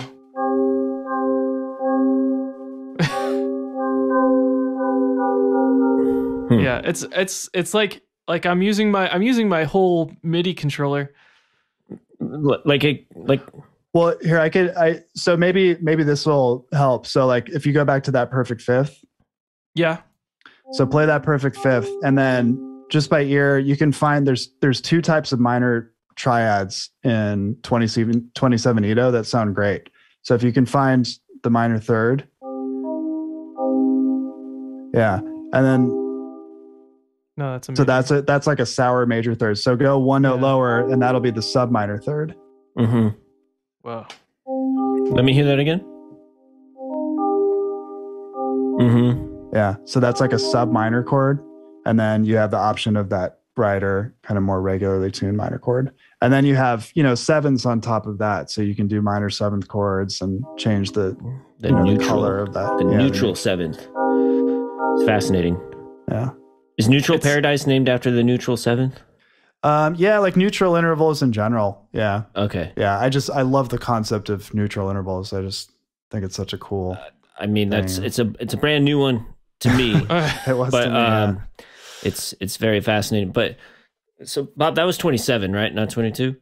Yeah, I mean 27 for me is much weirder than 22. Just for me personally. Yeah. Mhm. Like it's harder to wrap my brain around it. Yeah. I think just because there's many more notes. Yeah. Yeah. It's complicated. I mean, I had the benefit of spending a lot of time in 22, so it was like just like a step up, but like coming to it for the first time is it's a lot of notes. Yeah. To put it mildly. Oh my gosh. Yeah, cool. Did you study jazz at all, like proper jazz? I mean, like you said you. Yeah, I mean, like I studied with when my first guitar teacher was a jazz guitar player, and then at Berkeley I learned how to fake it. I was in jazz combos, but I was getting graded on my solo on giant steps or whatever. Although actually I never had to do giant steps, which thankfully I probably would have wiped out. But yeah, I mean I know how to play through changes. I'm definitely, I don't have the like jazz chops. I haven't spent time doing that. I listen to jazz, but I'm not like a huge jazz person, but I do feel like the basic approach of some jazz really speaks to me, where you have these, chord progressions that can get very extended and very like simple melodies that are really like the thing to grab onto, and you can do all of this colorful stuff underneath it. Like I identify with that, and I've learned a lot from that and borrowed from that. Yeah. I often think about how much Wayne Shorter can do in 16 bars with harmony in that sense, where there's like a really memorable singable tune. Yeah. But the harmony underneath is bonkers. Yeah. It's like in terms of, more traditional harmony, like, we can talk about bonkers harmony in terms of what you're doing, but just like in terms of like, just how he's dealing with the melody, and there's almost economy of motion and stuff too. Yeah. But the melodies are always super strong. Mm-hmm. And then there's just like really crazy imaginative stuff underneath. So yeah, I can relate to that, Yeah. Thinking about that for sure. But yeah, it's a nice I've always liked that contrast, like simple melody and then just unpredictable harmony. Maybe sometimes very predictable harmony, but then it'll get weird, like I love that contrast. Yeah. Yeah. And jazz has that all over the place. So in terms of pop, someone that we've talked to in the past, Cat Hunter, who has a project called Lack the Low, does a very good job of doing that. I don't know if you've checked out that project at all. But no, I'm going to write that one down too. It's really cool in terms of like just that same kind of contrast. Can you say her name again? Is it a show? Well, the project is called Lack the Low. Okay. She's in Australia. Okay, cool. Yeah. Yeah. Awesome. She just released a new album that's quite good. Cool. The reviews in, people. It's good. It's quite good. Right, just kidding, man. We love that. We love that. When did you get your 27 Edo guitar? Was it before Realism? No, it was after Realism. Okay. It was after Realism. But you're using 27 Edo on that album. I have, at least one track that's in 27, maybe two. I can't remember. I definitely, Falling Man is in 27. I know that. Oh, crazy. And dang, dude. What's Sun and Shadows in? Do you know? That is in 22. So that has my 22 guitar on it. That's a dope song. Oh, thanks. It's, I've gotten, I used to be embarrassed about my sort of like blatant 80s vibes, and now it's just that's the music I liked a lot when I was a kid, and I can't shake it, and I'm okay with that. I'm an old man now, and it's like, I like the 80s. I grew up in the 80s. I think that's cool. I mean, it's kind of interesting. So like, I mean, the most recent two albums are a bit more guitar heavy and a little bit less vocals heavy. Yeah. I mean, 22, 27 is just a straight up guitar record. I mean, that's what I wanted it to be. And I wanted it to be more organic. So I tried to use synths as little as possible. I mean, there's some synths there, but they could easily not be there and the record would be just about the same. So yeah, that's a guitar record. And then Realism, I mean, I think I sing on, 4 or 5 songs, and then there's a lot of instrumental stuff. Mm-hmm. How do you, when you're writing, how do you think about like, oh, I want this song to be an instrumental, or like, I'm going to come up with lyrics and write a vocal melody for this? Like, do you have a way of a process for that? Or is it just how does it work for you? It's just how it, when something's coming together, it's just how it feels. Like if I hear vocals over it, it's like, okay, I have to write lyrics. I hate writing lyrics, so I'm always happy when, dude. Amen. It's such a slog for me. Some people are just, that's how they, they're creative, and not me. Like it's just like a project. It's like homework for me. I think your lyrics are totally fine. They're quite good, honestly. Oh, well, thank you. Well, that's all I aim for. It's just like, if they're not bad, like I'm good. Like that's fine with me. But I do spend a lot of time on them. Well, I mean, I guess it seems like you do, because like they have a I mean, this is like the type of it is kind of like you're word painting a little bit, it sounds like. Is that an accurate description? Yeah. I mean, I like stuff that's abstract. When I listen to music, I'm not usually listening to the narrative. I'll pick up on words and I'll just kind of make up my own story about what the song's about. Unless I get really intimately familiar with the song. If I like fall in love with the song, I want to know what's going on. But, listening to stuff more casually, I don't really care what the singer's saying. I mean, no offense to them, but I'm just more interested in what's going on in the production and, everything else. That's just what my brain gravitates towards. But I've said multiple times that the lyrics are the last to come. Yeah. And then when I'm really, really deep in there, I'll know it inside. They really shouldn't be, though, because there's a lot of beautiful lyricists out there. I understand for sure. I don't see this as like a shining high point in me as a musical listener and experience.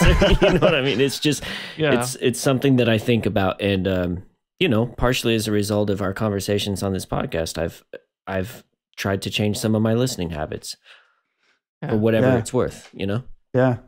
I've met a lot of people, share a similar thing. Yeah. I mean, I'm one of those people, and my wife is the opposite. Like she loves lyrics, and like that's usually the first point of entry to stuff that she's really fallen in love with. And so it's a good learning experience for people like us to be like, listen to the lyrics. Like there's good stuff going on there.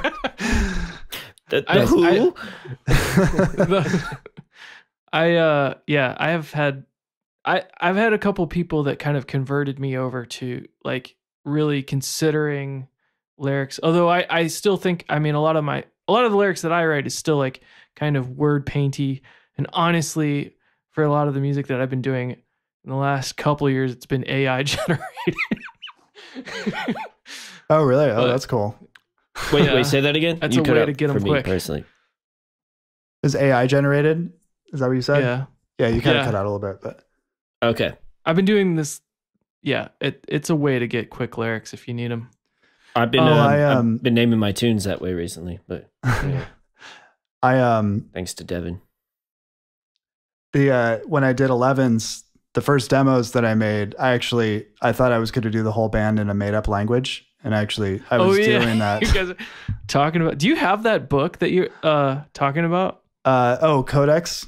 Yeah. Symphonies. Yeah, I do. You want me to go grab it? Okay. I've always wanted to get one of those, but they're so expensive. Well, I bought like the reissue copy. It was still expensive. It was like $75, but I don't have like an actual first pressing or anything. First edition. But yeah, it's a beautiful book. It's really cool. Is it worth the $75, would you say? It was to me at the time because I was looking at it all the time when I was writing 11 stuff. Oh, right on. I mean, I wasn't just like sitting there and like reading the pages, but it was around and I would pick it up and, it was just kind of part of what I was checking out when I had a couple minutes to spare. And it's just a cool piece of art, I always thought. So, yeah, it was worth definitely. It to me. Yeah, that makes sense. It's like if you go to the record store and get like 3 records, you might spend even more than that with all the craziness with vinyl days. Prices. Yeah. Yeah. Interesting.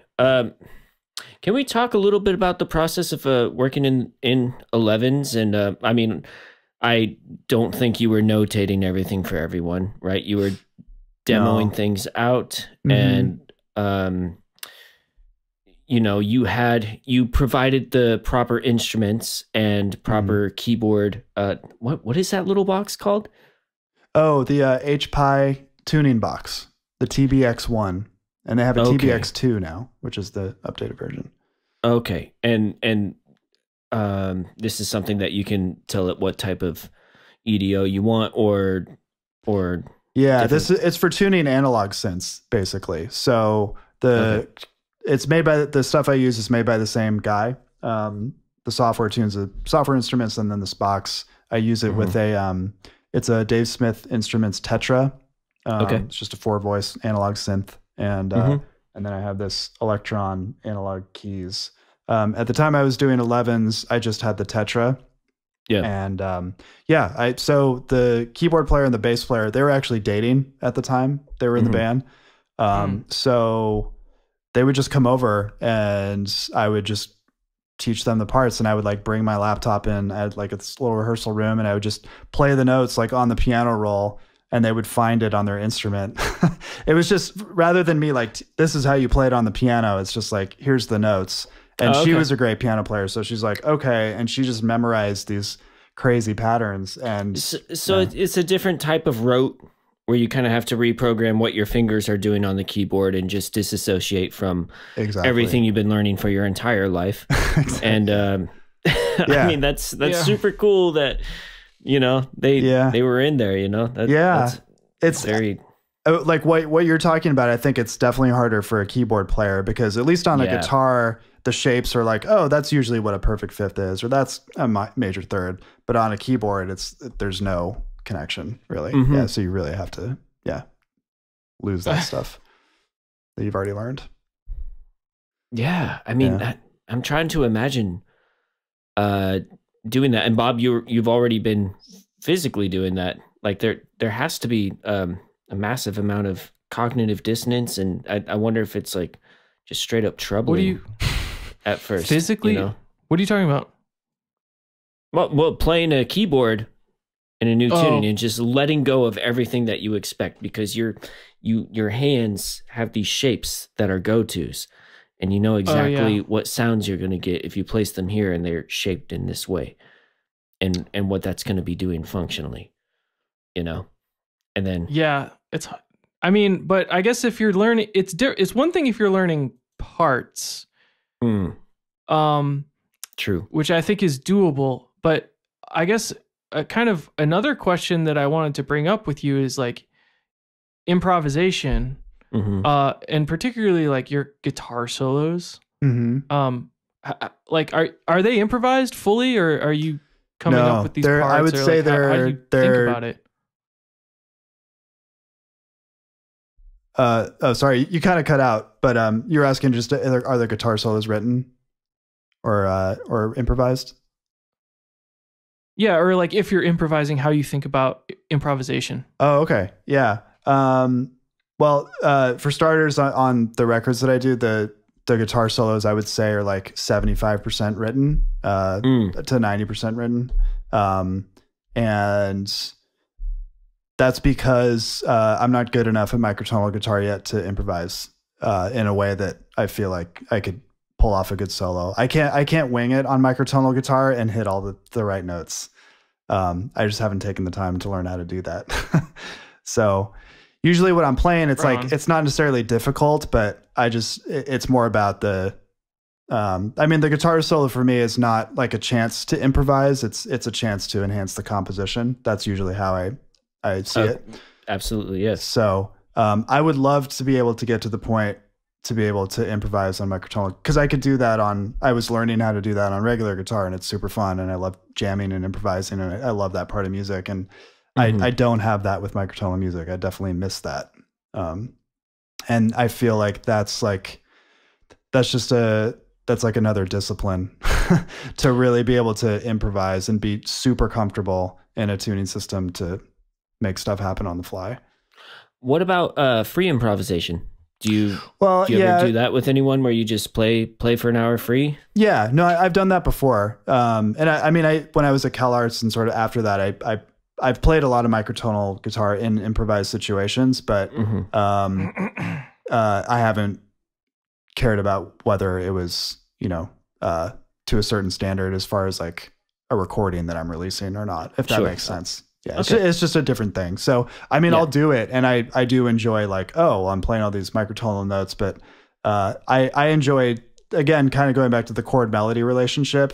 I really like that stuff to be like, this is the mode for that chord, and this chord is going to change to this really weird chord progression, or the chord progression is going to be weird, and I can't improvise through those changes, or I don't take the time to learn all the scales and then wing a solo. I just write the solo and then record it. I mean, it's interesting because like the 27 EDO demo video that you have, you have these little moments where you're like, check out this chord or whatever, and then you play like a little lick. Oh, there I'm improvising, because in that moment I know the notes, like, oh, these notes work over that chord, but then if like the tune's going and the chords are changing, like I'm toast, but if I can just like sit down and just like, oh, okay, this is kind of the tonality that's happening, I can I can improvise in that way. But but this seems like just an issue of speed, because like in those moments what you're playing is like amazing and beautiful. Oh, honestly. Thank you. It's like, because it's crazy to hear it too. It's because you're just like, and like to see your fingers just go like this thing that seems intuitive to you, like as you're and like to hear what it is, yeah. Well, thank you. That's really cool to hear. I think you're right. I think it's a speed thing, and kind of what I said before. It's like I could spend a lot of time getting good at improvising guitar, but it's just like, I have a day job and I have a wife and life. I got all this stuff that everybody else does. It's like I have to choose what to focus on. I actually had the thought to ask you specifically about how you choose to balance it. It seems like you're addressing it, but like a lot of times for me, it seems I could spend an entire lifetime just getting better at the vibraphone, or just doing this, or just, learning this one Brahms thing on the piano, or you know what I mean? But like, I'm just curious from your perspective, because you have a great, colorful and creative output, and there's so much that you've done. Do you have any kind of like go-tos to keep your, like, for focus, or anything like that? And you're also doing a lot of sound design and stuff too. I'm always just, for this, where I am in my life, I'm curious to hear other people's approaches to for time management, and not to entirely derail from the compositions, but I feel like this was an appropriate place to ask that. Sure. Yeah. That's I think, well, my strategy is I just do what's the most fun and what's the most interesting. So like I would love to be able to improvise microtonal guitar and be really good at that. But that takes a lot of work for me, and that's way less fun for me in theory than like I'm gonna like stay up till 4 a.m. and come up with this like crazy idea for a song, and then I got the weekend coming up and I get to finish the production on it, or I get to mix it or whatever. So like that, it's just the path of least resistance, I suppose. I mean, that's just how I am. Fair enough, man. Yeah. But I think there's obviously merit to being like, this would be awesome if I could do that. I'm going to, work to achieve that goal. I just, honestly, I'm not really that way. Like I want to release albums, and those are usually my goals, but it's just like the most fun I have in the world making them. So it's cool. Been kind of a no-brainer, I guess. Awesome. Well, that's a beautiful answer, and I appreciate it, man. Sure. It's Okay. Perfect. Cool. Great. I was kind of curious. I wanted to listen to Pangaean Islands. Okay, cool. Can you tell us what tuning this is in? That's in 27. And that's one of my favorites on that record. I was asking you about improvisation because of the guitar parts in here. They sound, I mean, it sounds like an improvised guitar solo, but you know what? You're right. That guitar solo is mostly improvised. I forgot about that. I think it might be 2 takes. I know there's some editing in there that I didn't just like nail it. I know that, but I didn't write that one out. That's like the only one. I forgot about that. Cool. And that's recorded through, I don't have it, but it's going through a little Honeytone amp. I don't know if you know those little like amps you put on your belt buckle. It's like a 2-inch speaker. Yeah, it's just that. I want to get one of those actually. They're great. Yeah. I mean, for that kind of thing, Yeah. Okay. So I think I'll start like the middle of the song, and we'll get the end of it. All right.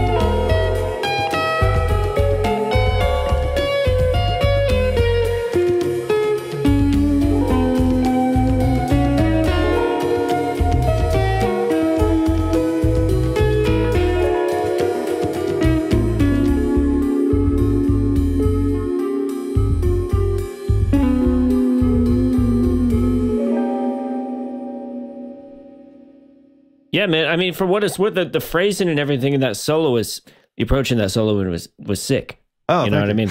That sounded amazing. And I was trying to imagine in my head what that would look like on a fretboard, and then I stopped, man. So, I mean, that sounded excellent. I hope that you do a few more like that. But anyway. Yeah, no, thank you. That I agree. I want to do more stuff that's on the fly. Yeah. And yeah. Yeah. Do you have like are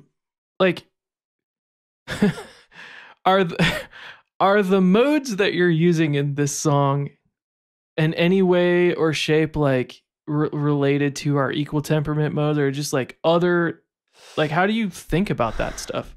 I don't really think about modes so much as like, again, this is all done during a process of writing, so it's hard for me to like zoom out and just being like, this is the mode I'm using. And it's like, like for that solo in particular, I mean, I think I played around for a while and like, okay, I know this is kind of where I want to go around here. Like I maybe had like a loose idea of what to try, but when I'm playing the notes, I might know that, again, I think about it intervallically. So it's like, oh, I know I need to use the sub minor third in this scale or in this moment. And right here, maybe I can play the neutral seventh. Oh, cool. The neutral seventh works over that chord. So I'm going to play that. And here's the octave of that. And here's the other octave. So I can kind of, loosely get like a map of notes that are going to work. Mm-hmm. And that's about as far as I get, because again, I don't improvise all that much, with this over these kinds of changes. But when I'm writing it, it's still sort of a similar process. Usually when I'm writing a solo, I'm just following what I kind of sing it. So it's like, I try to keep things singable. Maybe I think maybe it's like, that's kind of what horn players do, like how they work. But there's something about, solos, just like, I just try to make sure it's, not all singable, but it's got like a melodic contour. So in those moments, I'm not analyzing the scales. It's more just like, I know what types of intervals are going to work, if that answers your question. Does this type of thing ever happen where you have like, if you have let's say you have a chord with the sub minor third in it, for example, and like that you could play then the higher minor third if only you approach it from like these other set of intervals, for example, and then it works over that chord. Like basically like does the Jimi Hendrix chord exist in the tune? Yeah.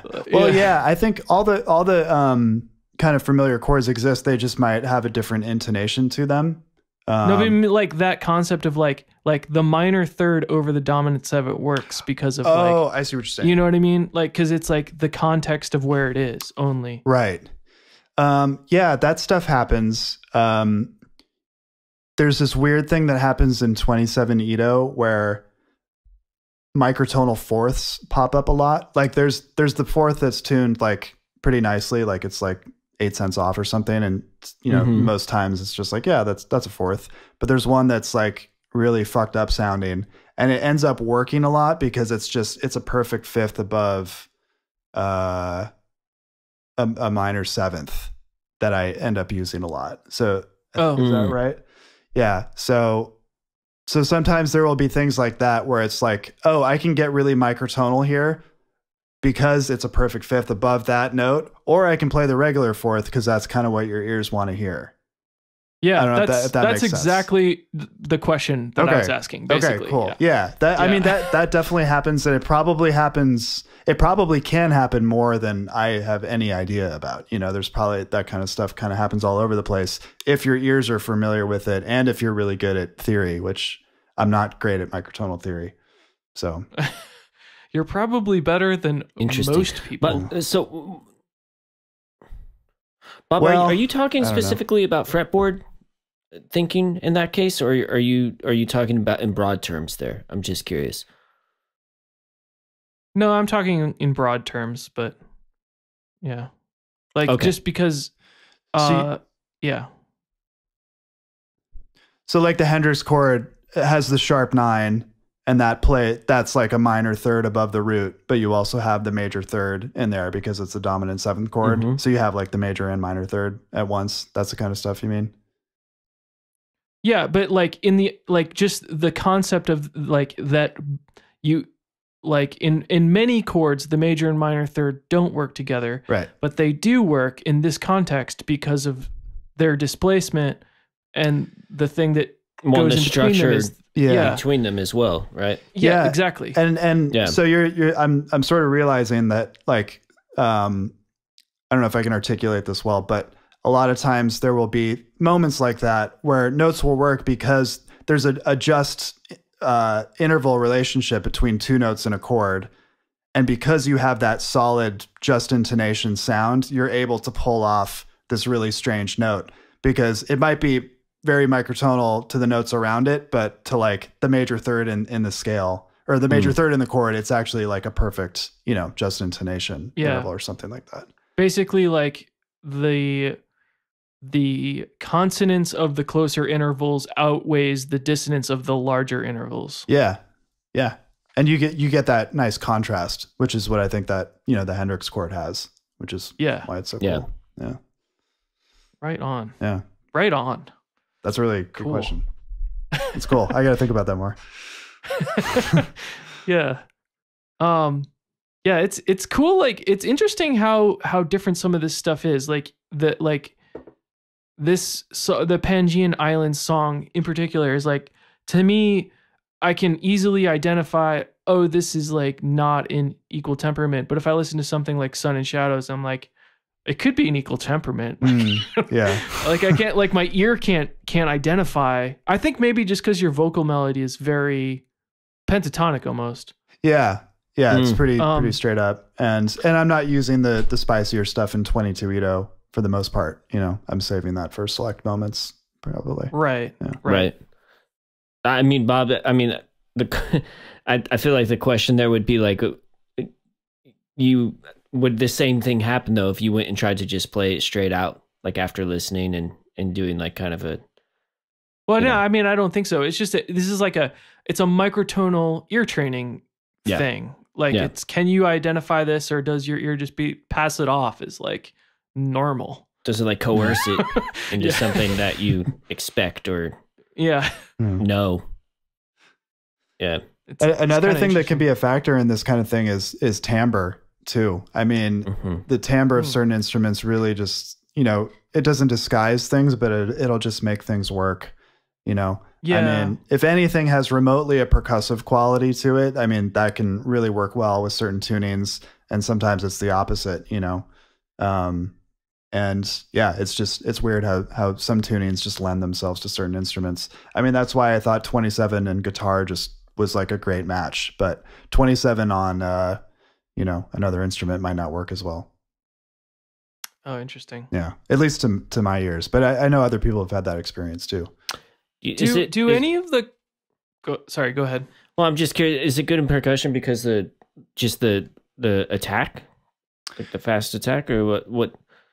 Well, yeah, I mean, percussion instruments, I mean, if there's a pitch component, if it's like, like a vibe, like, I think there's harmonic series stuff happening, but there's also inharmonic partials. Maybe not as much in a vibe, because a vibe is like pretty pure. I haven't really studied the harmonic structure of a vibraphone. I guess I'd have to think about that more. But like, I mean, I know that they can tune marimba bars to different harmonics, but I don't know about a vibraphone. Yeah, I probably should. Yeah, yeah. No, I'm curious. Yeah, I mean, but I just mean the actual timbre of it, like the structure above. If it's a little bit more on the inharmonic side, if it's getting like, okay, there's a pitch, but it's kind of noisy and very clearly percussion. That stuff is usually kind of forgiving with certain itos. But if you try to do more like just intonation stuff, it can just sound more muddled. I don't know. Yeah. Yeah. Yeah. I think Bob froze again. Oh. Sorry. That's Sorry. okay. I apologize for my internet. Oh, it's all good. So I was just curious, like between your 22 and your 27 guitar, like are there chord shapes that work on both? Yeah, I mean, they're similar, but they're just like weird stretched versions of like familiar stuff. So now that I'm playing more in standard tunings, like, you know, take an E major chord, you know, on 22 Edo, you got your fingers are kind of twisted like this, but on 27, they're twisted a little bit like this, you know? So the shapes are just like, they're like bizarro world versions of stuff you're used to. Interesting. Yeah. So like here, so for instance, just like a classic minor chord, you know, like that's it. Sorry, my mic's in the way, but that's just like a very straight up minor triad that I'm used to playing. I can play this shape on 22 Edo guitar and regular guitar, and it's basically the same thing. I'm just barring these 3 strings and adding a finger there. If that makes sense. And like the space of those frets, like does the position of your fingers translate something roughly to a 12 Edo guitar? Like so that you're crossing more frets with the same amount of finger space? Yeah, exactly. So for instance, like, okay, like a minor third. Sorry, okay, I see. So yeah, it's like the same move. In 27, it's slightly, you have to stretch a little bit more. Same with 22 as well. But then you also have the subminor. So there's like, you have a choice on how you want to play that interval. So, and then there's also, it's trippy because, you know, with minor thirds, you're used to like, oh, well, I just go up, you know, 2 frets, and that's the thing. But if you're on 27, you're just looking at this mess of frets. Like I can't count like 8 frets. It's just, so that's when it gets really tricky. It's like, am I going to like wing a solo over honestly, changes? Like, it's like, I don't know. On the Zoom video here, it's just like the top of the neck just looks like solid metal. It's like, I don't even see the. Here, let me grab a little screen pic of that. That's incredible. Jeez Louise.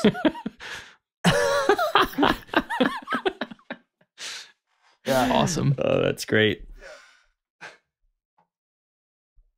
Crazy. And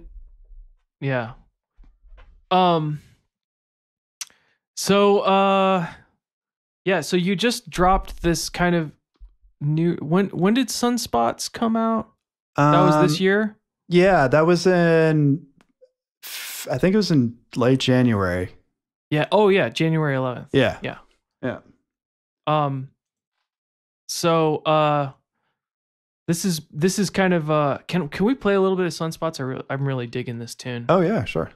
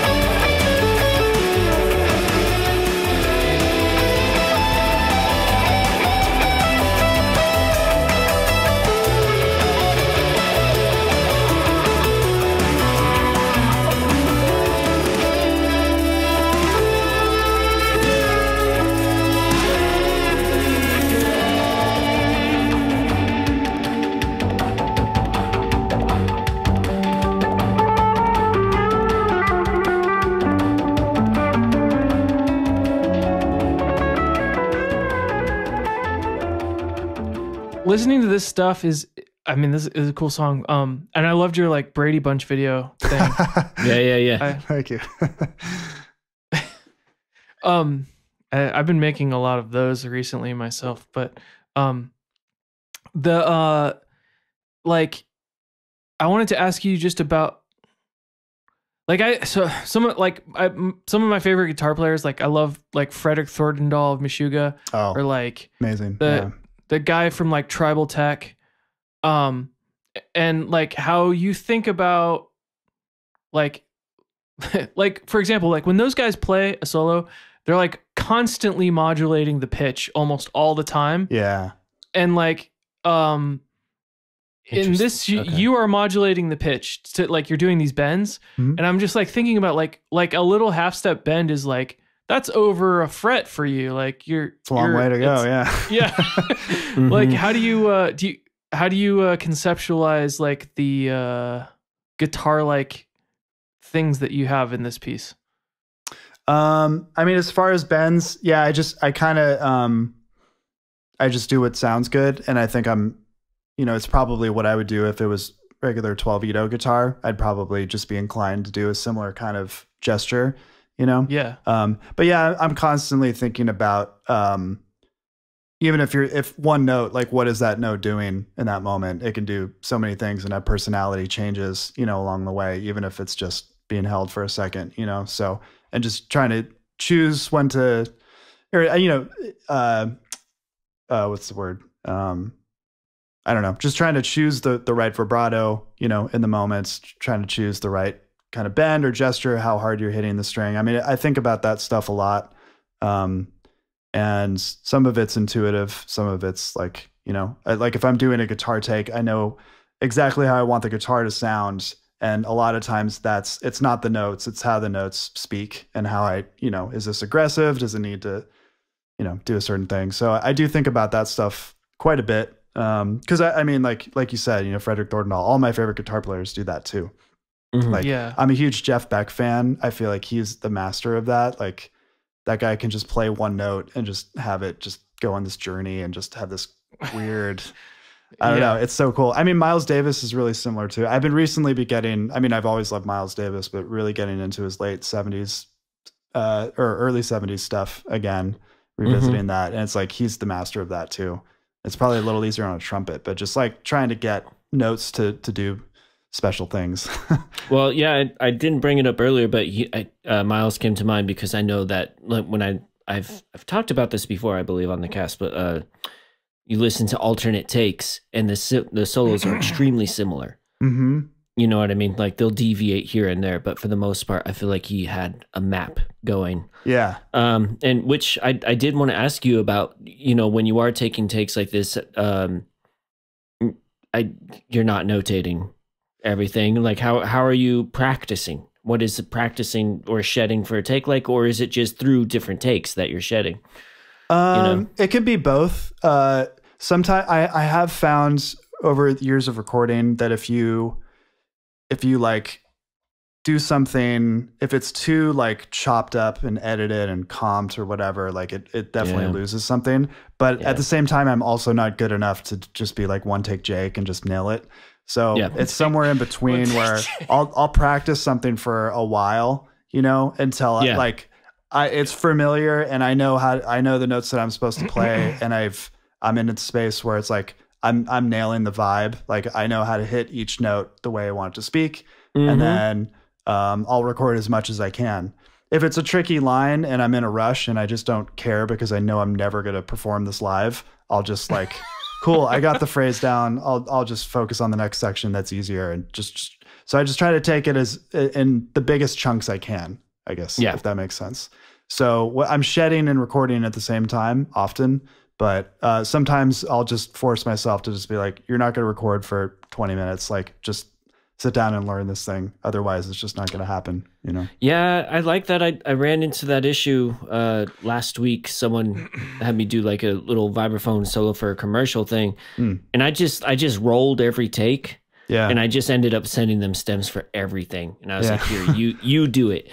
This is, you know what I mean? I did my part, but I'm sure they had to comp something together, but I really probably would have preferred to take the approach of like mapping something out a little bit more and just having 2 or 3 clean takes to go from. Yeah. You know? Yeah.